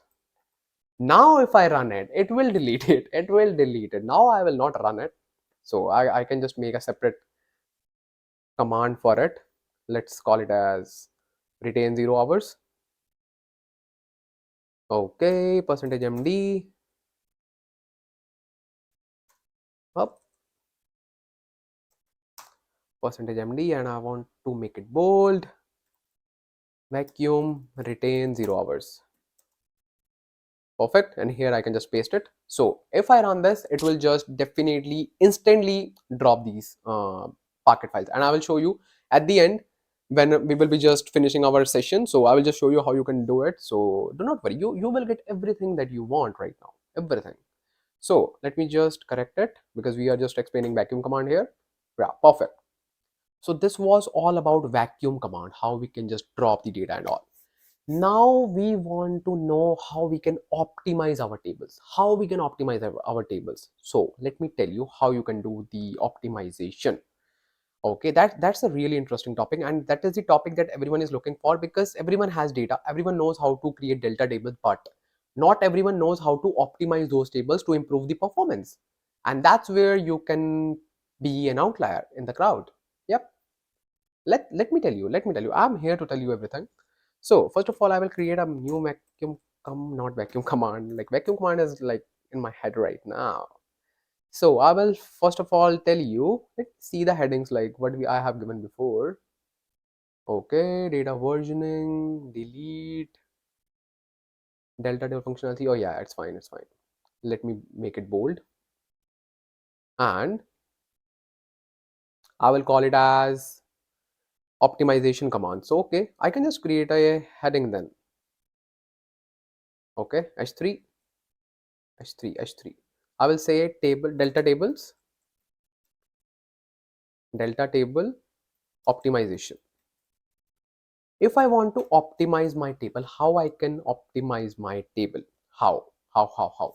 I will show you the live demo as well. Don't need to worry. Yeah, I will show you everything. So let's say we have a table called external table. And if I want to improve the performance, first of all, you can use optimize command. So first of all, we will write here optimize %md, and then I can make it bold and I can call it as optimize. Optimize, okay. When we run when we run optimize command on top of our table, it optimizes the table. But I know, but what exactly it happens, like what exactly it does to our tables so that it is optimized. So I will tell you. Let me first show you the result. Select asterisk from sales db dot external table, and I will just show you the time it is taking to read the data.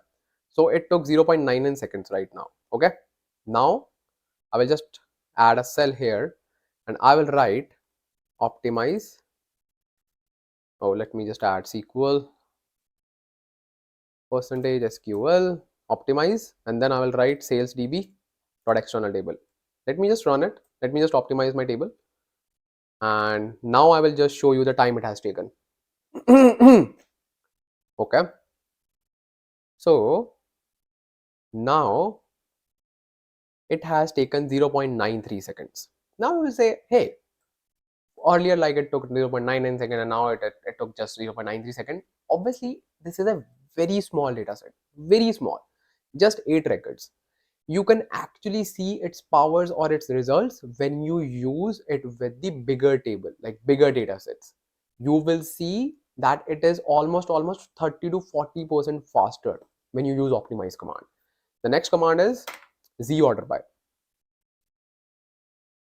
And I will show you what exactly it does. Don't worry, I'm just showing you the commands right now. So %md. Now I'm hungry. Literally, bro, I'm just continuously speaking. I can't speak. I am continuously speaking since the morning.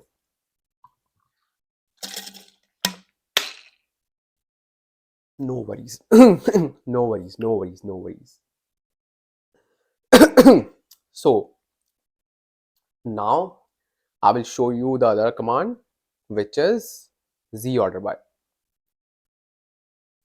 ZORDER by. Okay, these sound cool. Like we also want to know like what is happening behind the scenes. I will tell you. Just hold on.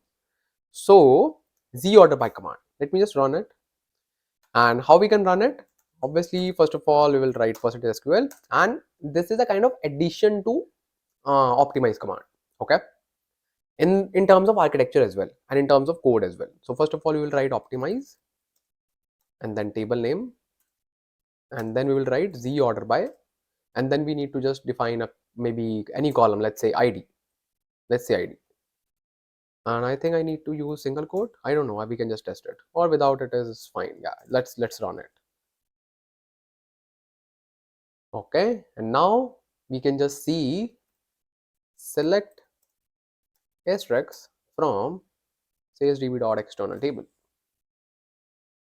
Okay, now it took, wow, now you can see the difference, 0.37 seconds when we use zorder by command, and it is I think almost 1/3. It took like 1/3 of the total time. Can you imagine? 1/3 of the total time. Wow. So what it has done, like what exactly it has done, I will tell you. Let me first show you the folder, like how it looks like right now. Now you will see another folder, like another Packet file. Yeah, this was expected. And that means when we just check the delta log, it will say remove all the partitions, like all the Packet files, remove all the Packet files, all the Packet files, and just take one. But Ansh, we didn't. I'm just taking my name like for the first time. Like obviously I haven't taken my name Ansh. It sounds weird and good as well. I don't know. So you will say Ansh, why we are reading this partition? Because why it has rewritten the partition? Now we haven't deleted anything. Now we haven't updated anything. Now we haven't done anything. Why? You will get to know everything with the architecture behind the optimize command and zorder by command. Let me just show you the delta log first to confirm my statement. So I will simply go here. I will check the latest log in which it will say that I will go to edit. See, it has said remove this one, which were the two initial files, and add this one, which is 3f2c. And I should see this as well in my containers, 3f2c. Just remember it, 3f2c, which is this one. Okay, only one only one Packet file. So obviously, instead of deleting this one because I didn't know the name, that means the whole whole intent is removing all the other partitions, removing all the other partitions. That is the intent. I thought like this is the latest one, but 3f2 is the latest one. I didn't know the name. The whole intent is removing all the partitions. Do not get me wrong.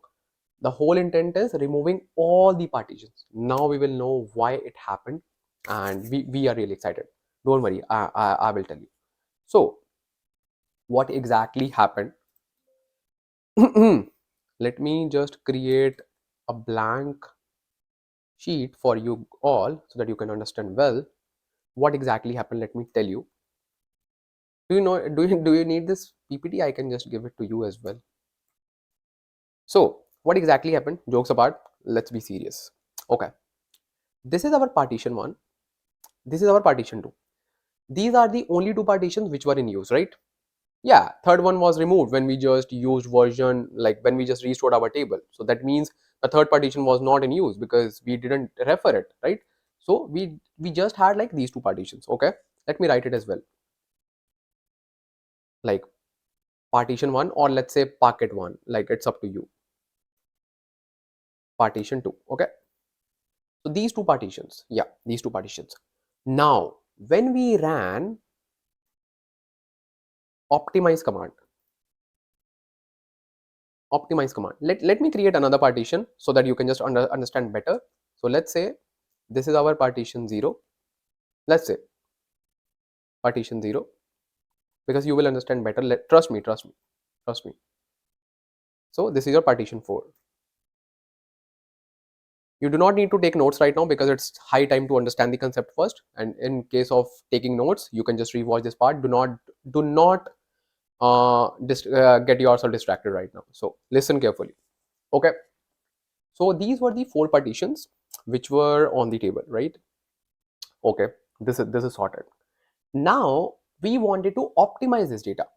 How we can optimize it? First of all, you should know how optimization is defined in case of delta tables. So it is always, listen to me carefully, it is always better to read from lesser partitions. What did I say? It is always better to read from lesser partitions even if they are bigger in size. That means if we have 4 partitions, okay, let's say of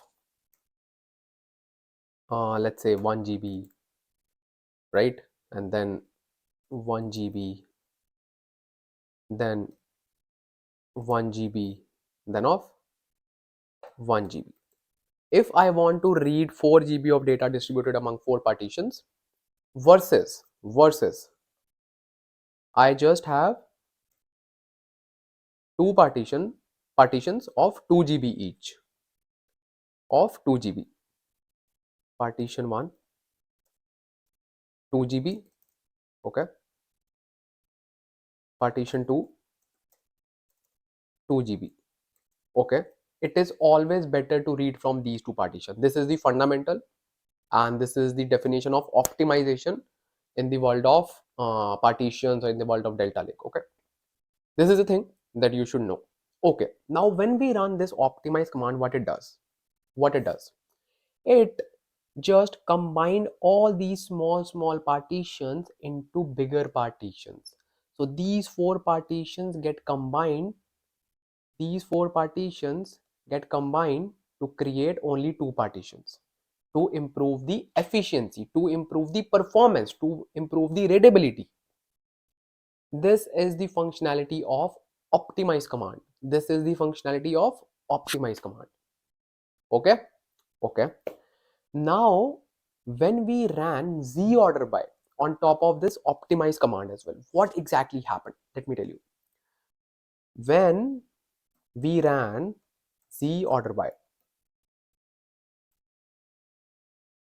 by on top of this optimize command as well, so obviously it first created two big partitions. Okay, that's fine, but the zorder by command sorted the data based on id column. id, we mentioned id in our zorder by, we can put any column, but it is always recommended to use that particular column in zorder by command, which will be using in where clause, right, to just filter out the data. It will sort this data in, let's say, ascending or descending order. So in both the partitions, yes, in both the partitions, it doesn't care how data was distributed among these partitions. It doesn't care. Let's say in this we had like 8 records, 1 2 3 4 5 6 7 8. Perfect. Let's take that example so that you can completely understand this concept, and after this session you will feel like we know everything that we need to know. So let's do it. So let's say we have here 3, 7 IDs, right? Here we have 1, 8. Okay. Here we have 2, 5. Here we have, what's left, 4, 6. Okay. Now what it will do, first of all, it will optimize this data into two partitions. So at the same time, when we apply zorder by, it will write here, let me use green, 1, 2, 3, 4, and here in this partition it will say 5, 6, 7, 8. Simple. It sorts that data as well. And yes, this is a kind of indexing that we have. In SQL traditional databases, we use indexing to improve the query performance. We have zorder by command in place of indexing. It will first create big partitions and it will sort that data as well within that partition. What is the biggest advantage of it? It's called data skipping. Let me write it for you. Bro, I'm telling you, I had to refer so many resources just to gain knowledge regarding this, and now you are getting everything under one video. You should be focused enough. It's called data skipping. What it will do, let's say I applied a select statement, select asterisk from my table where id equals to 3, if I am not using zorder by command, it has to enter each and every single partition, because it doesn't know if 3 is here or here. But when we use zorder by, when we use indexing, it knows I have found 3 here and this data is sorted in the ascending order. That means we do not need to read this partition. This one. Understood? That was all about optimization. optimization, ZORDER by optimize command. Whew, I have tried my best to explain you these concepts, and trust me, these concepts are really hard to find. These the hard, like the resources to actually get the information regarding these things are really hard to find. But now you have me, so you do not need to worry. So this was all about ZORDER by command and optimize command. Got it? Okay, that's good. Now I'm happy that you got the concept. Now I'm really happy. So now you know what exactly happened. It has combined all the partitions into one, and it has sorted the data as well, and now you have seen the performance as well. It is improved by, see, almost it is reduced to 1/3. That is a big achievement. Earlier it was taking almost 1 second, now it is taking 0.37 seconds. Now just replace it with hours, like 1 hour and 37 minutes. Not, oh sorry, 90 minutes and 37 minutes. See, 1.5 hour, only 30 minutes. It is equivalent to that. Now you will feel the difference. 1 day or just 0.3 days. Got it? This is the power of optimization techniques that we have within Delta Lake. You should know, you should be aware of these techniques. I know now you have learned all these techniques, right? Happy? Now you have everything in place for Delta Lake, for Databricks, everything. That's not the end of this session. We have something special to cover that as well. What's that?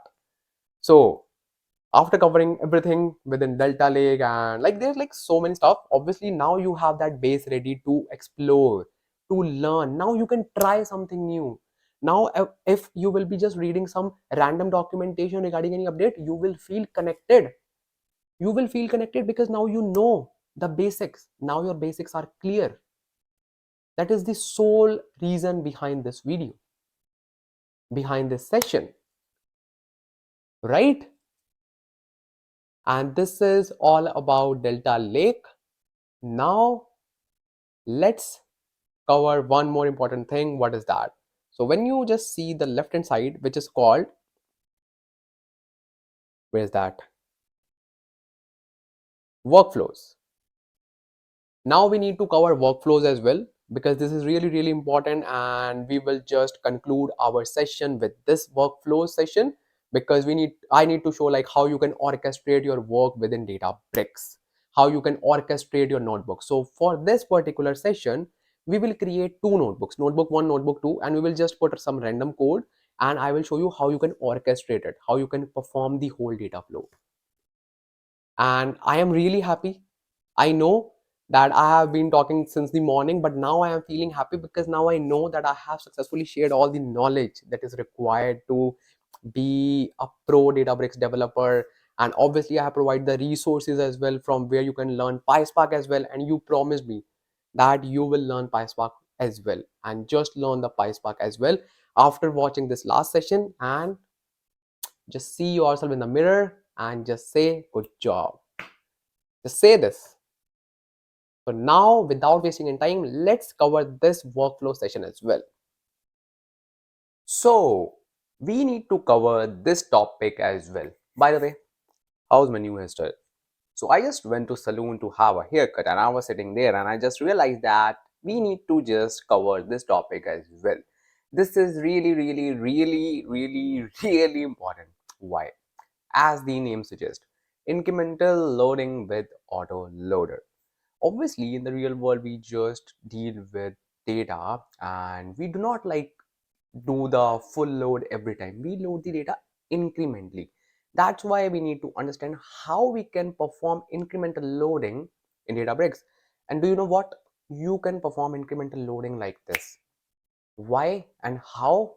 Because of this, because of this super cool function, that is Autoloader. What is this and what we can expect in this particular function?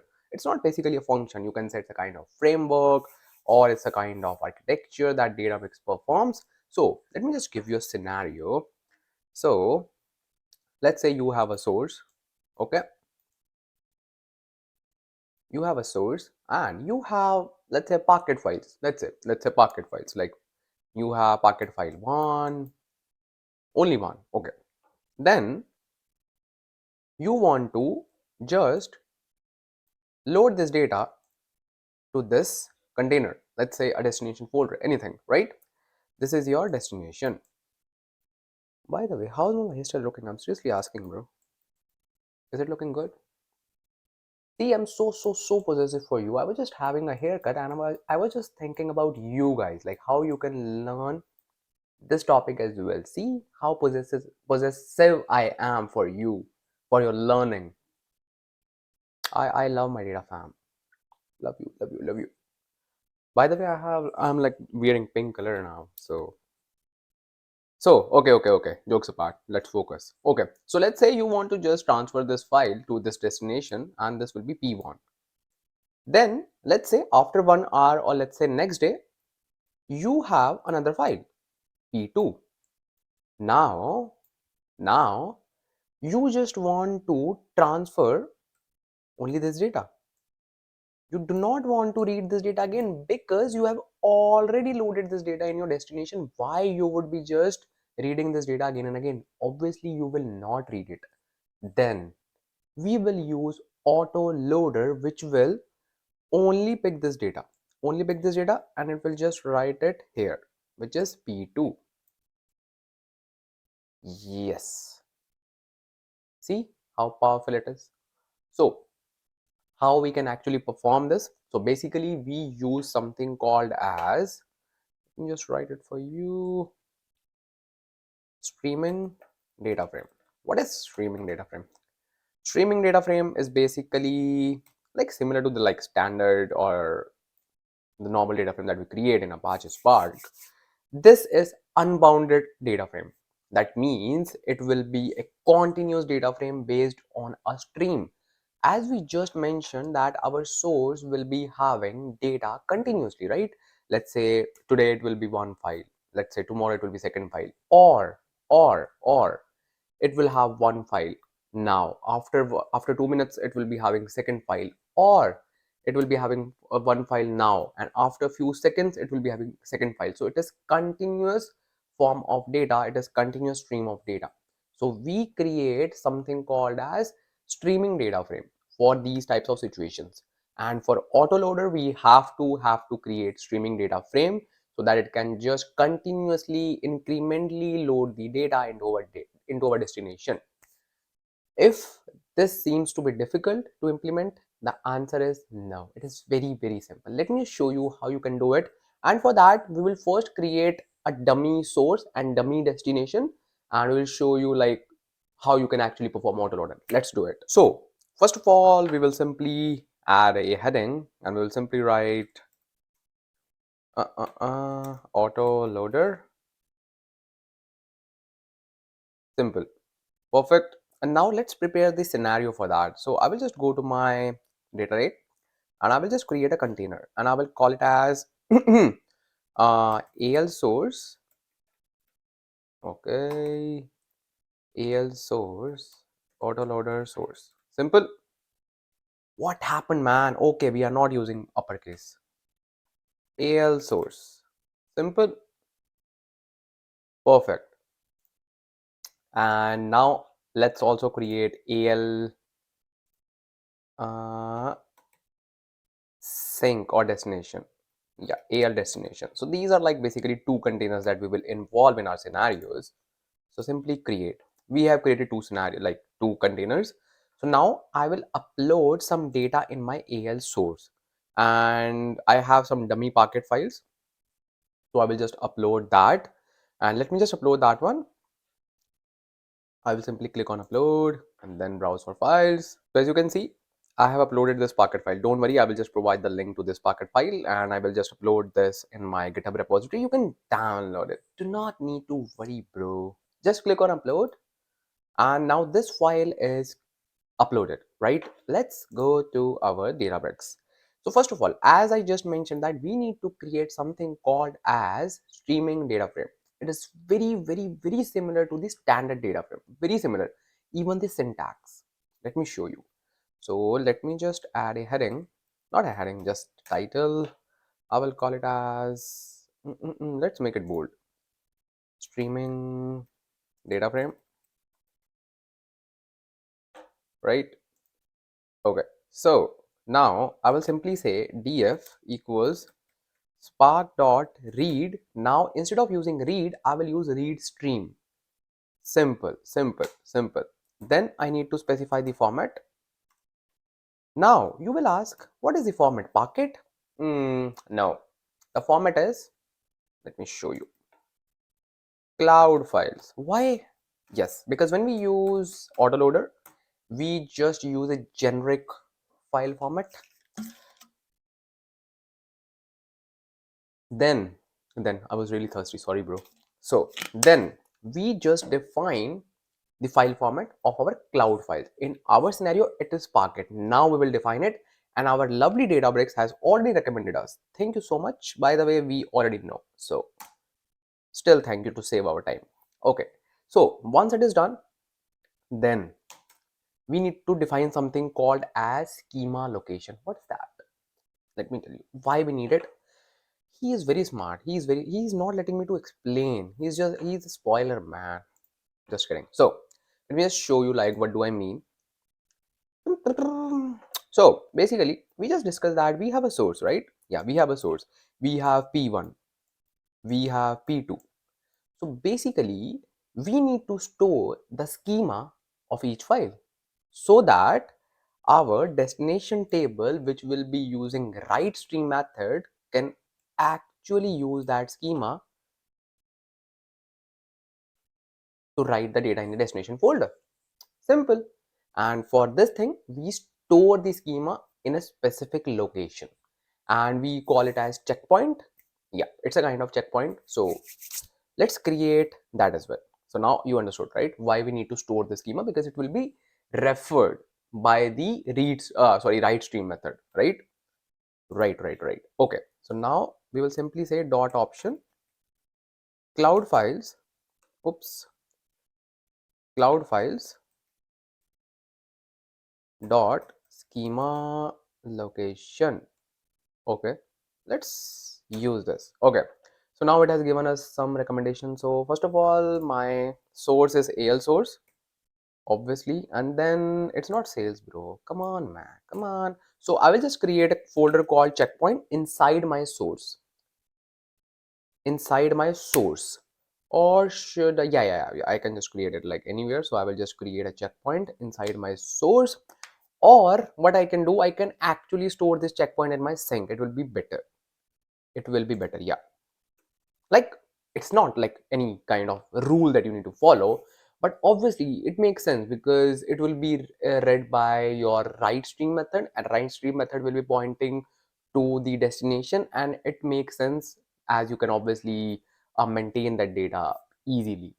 So let's not put it in the source, let's put it in the sink. Okay, so our sink is al destination. Perfect. Yeah, perfect. Okay, so this is done. What's left? Then you need to simply write dot load, and we will just give the location, and in our scenario it is al source. Spelling is right? Yeah. Okay, and it is, do we have created any folder inside that? Do we? No. Simple. Only container, bro. Only container. We do not need to put sales, bro. What are you doing, man? We do not need sales. Okay, so let me just run it. What will happen? Nothing. Why? I will tell you. So we have successfully created df. So obviously nothing will be executed because of lazy evaluation of Spark. So now we will create the writing stream, and when we just uh, write stream, then it will just run this cell as well. So what will happen in our write stream? So we will simply say df dot write, and as you guessed it, now we need to write stream instead of write. Right. So many writes. Okay, now dot format. Now let's say I want to just save it in the delta format. I love delta. So you can just save it in any format, doesn't matter. doesn't matter. As we are just dealing extensively with Delta Lake, so it's nice to just use Delta Lake. So we will just simply write df.writestream.format delta. Then we need to specify something special. What's that? Another checkpoint. Why? Why? I will tell you. Then we can say, okay, he's very smart. Okay, so what is this checkpoint location? So basically, when, let me just draw it for you here. Basically, this is our source, this is our destination. When it has read P1, okay, this is our streaming query. This whole thing is our streaming query. Okay, let me just write for you. If you are not taking notes, if you're not crafting your notes, don't talk to me. Don't talk to me. This is our streaming query. Perfect. Our streaming query has successfully read this file. Okay, and this file is here now. Okay, now it needs to store this information at a specific location that this file is already read. Streaming query needs to save the current state of the stream. Got it? Obviously, that's how it will just get to know that this file is already read. Now it just needs to pick P2. Simple, bro. So now we'll just give the checkpoint location. Oh, we have already given. That's really nice. Now we'll just put dot trigger. Obviously, it is a stream, so we need to just tell that always look for the records after, let's say, 1 minute, or let's say 30 seconds, or let's say 10 seconds. Because when we just create stream, we want to give the trigger. Okay, let's say if we do not give any value to the trigger, or if we do not write trigger, it will still give the default value to the trigger. What is the default value? I read it somewhere. If I'm not wrong, it is somewhere around 0.5 milliseconds. So even if we do not write anything, it will just take the default value, that is 0.5 milliseconds. It is very quick. So we will just say, let's say processing time equals to equals to 10 seconds. Oh, he's just reading my mind, bro. Now I will not give 10, I will give 5 seconds. Okay, simple. Now we need to just write dot start, and obviously we need to give the location where it needs to store the data in the destination. In our scenario, AL destination. Very right, wow, very good. Data, simple. I will create a data folder. Yeah, okay. Do you want me to start it? Do you want me to start the stream? Because when I just started, you will see some graphs as well. It is very nice. So I have just started it. Okay, as you can see, stream initialization. When I just click on it, you will see graph. Oh, so basically it shows the current state of the streaming query, and you will see some line graphs and all. So, and it is continuous streaming, right? It is continuous data. What do I mean? I mean, see the line graph. And do you know what is this raw data? This is called QPL. QPL, yeah, query progress log. Just save it. Just save this information. This is called query progress log. Yes. And this is your dashboard where you see the values that data is coming. See, it just process this data. This is your processing rate. This is your processing rate. This is your input rate. And this is like batch duration. And now it will be flat because obviously we didn't do anything. We just uploaded one file, it copied. Do you want to see the result? This stream is really like working continuously. This will not get stopped until and unless I stop it. So it will be running continuously. So I will just take you to our data lake to just show you something. So as you can see, this is our source container, and we have only one file, right? It is automatically copied to AL destination. Wow. And we save the data in the data folder. Wow. It has copied this partition. Now I will do something else. I will go to my containers and I will add this file. I will only upload this file. I will not touch anything in this notebook. And you will see data will be copied automatically and incrementally. That means this file will not get picked this time. Only the new file will get picked. Let me show you. So I will simply click on upload and browse file. I have added this file. Now I will click on upload button and you will see that it will get copied. Obviously you need to just wait for 10 seconds. Maybe it's like in progress of 10 seconds, so we will just wait for 10 seconds. 10, 9, 8, 7, 6, 5, 4, 3, 2, 1. Boom. Come on, man, I'm a child. Yeah, I'm a child. So you will just see el destination will have two files now. Only two files, not one, not three, only two. And that's the result of our incremental loading. Let me show you. In the data folder, boom, boom, boom, boom. I told you, bro, I told you. So now it has successfully loaded this data. Now as you can see, another spike because we uploaded another file. So you can just continuously add the data. It will continuously just transfer this data. Now just a tip, bro, please click on this interrupt button, because cluster is running and it is very expensive. So just click on this interrupt button so that you can just interrupt the query and your cluster is turned off and you are fine. Obviously if you're using free account it doesn't matter, but obviously if you're working in a company you should know these things, that you cannot let your query running like overnight. Obviously in the real world scenario, like, we let our query to run because we are streaming data, but if you do not want to intentionally run it, then just stop it right away. After doing some testing, after learning, just stop it right away. So this was all about autoloader, and trust me, I was having a haircut and I just got to know that I want to discuss this area as well.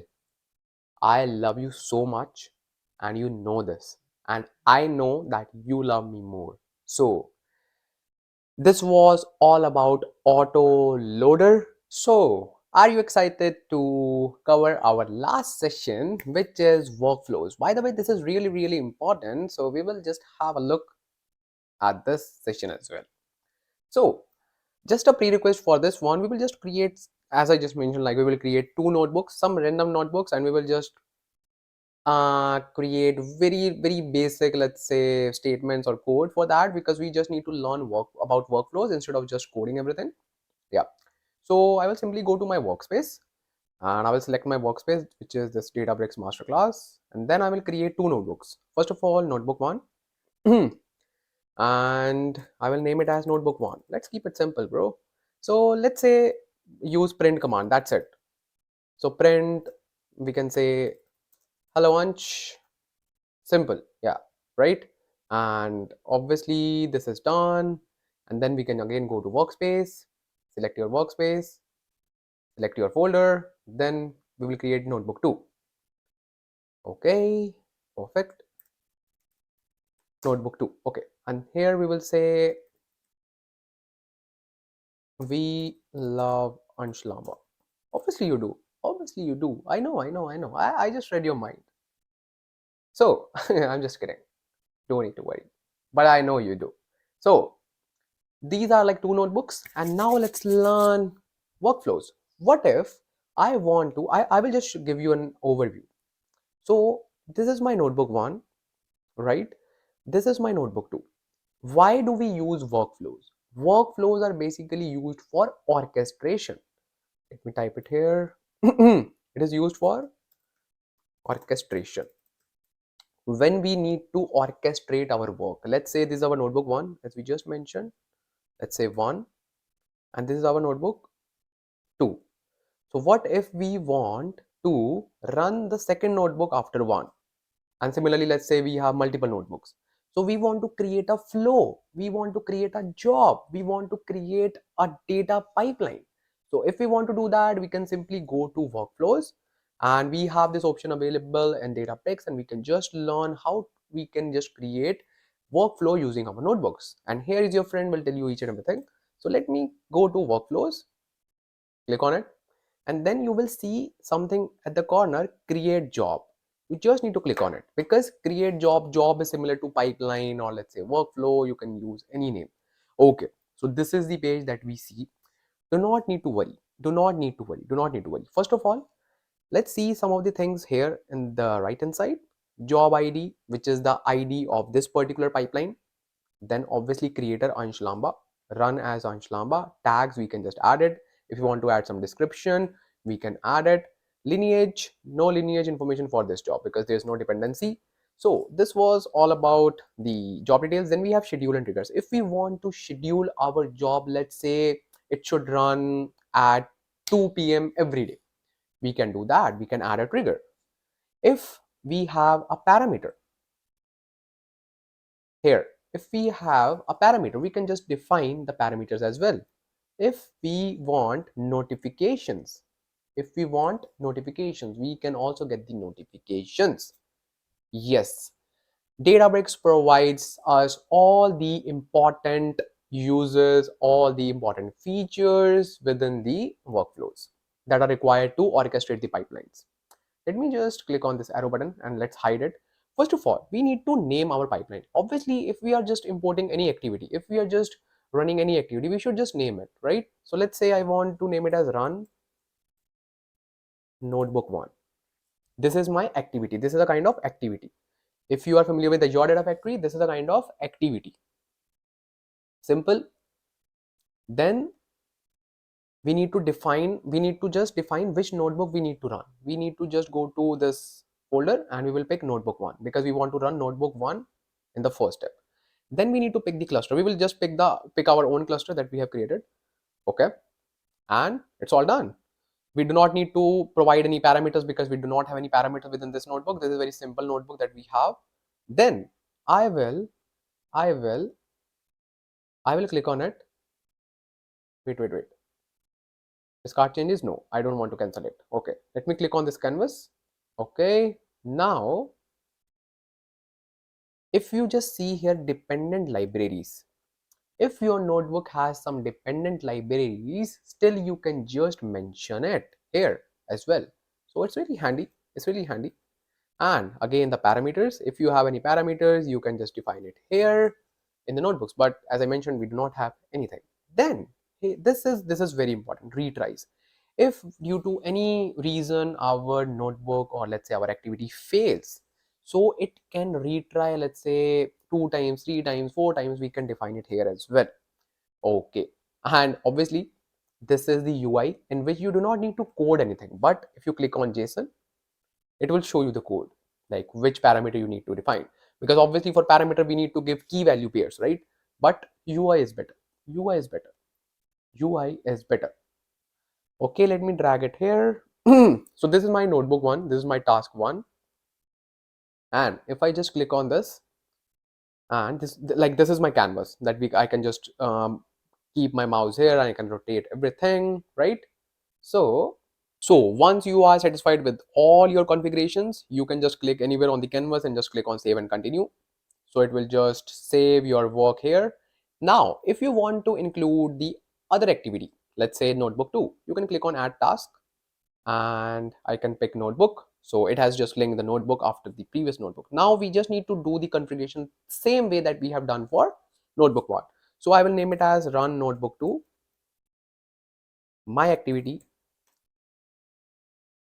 is run notebook 2. Then I can just pick the same cluster, and then the important step, we need to just pick the notebook 2 that it needs to run. Okay, yeah, everything is fine. Yeah, and okay, one important thing I found. So now you can see it is dependent on the notebook 1 because we have selected to run notebook 2 after notebook 1, so it is dependent on notebook 1. So this was really an important step that I wanted to show. So once it is done, yeah, now we can click on create task. So it will create the task for like all these 2 activities.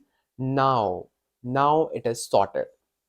Now we can run our pipeline that we have created using workflows in Databricks. Do you want to run it? Let me run it. Run now.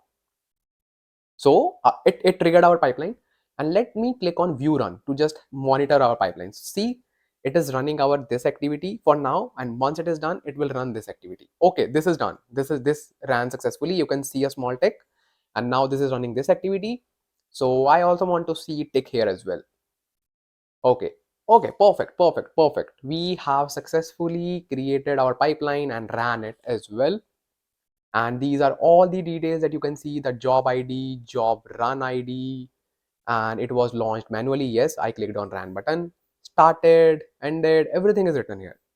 Everything is written here. See, everything is written here. Everything.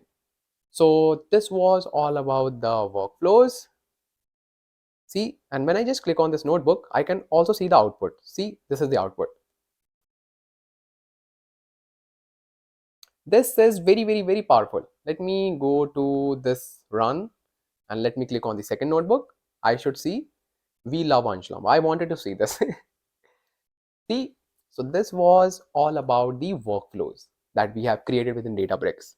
Now, I believe that you have a strong knowledge in Databricks. Now you have a strong base. Now you are all set to explore the world of Databricks, and now you can just build some projects. Now you can just do so many stuff. And here is a tip for you. What's that? I knew it because after watching this session, you would love to just explore more and more stuff. So here's a tip for you. I have created end-to-end Azure data engineering project, and so far I have created two projects. So in both the projects, I have used Databricks, in which I have used PySpark, in which I have used everything that you would be inclined to learn, you would love to learn. And if you want to check those projects, just click on the video link in the description and just put your projects in your resume so that you can highlight your skills within Databricks. And one small request: if you love my dedication, if you love my hard work, and if you want me to continue this content, continue these insightful videos, insightful sessions, so please subscribe to this channel and share this channel with all the data enthusiasts, and like this video, and please drop a comment, because this will really motivate me a lot. And till then, bye bye, take care, and happy learning. See ya.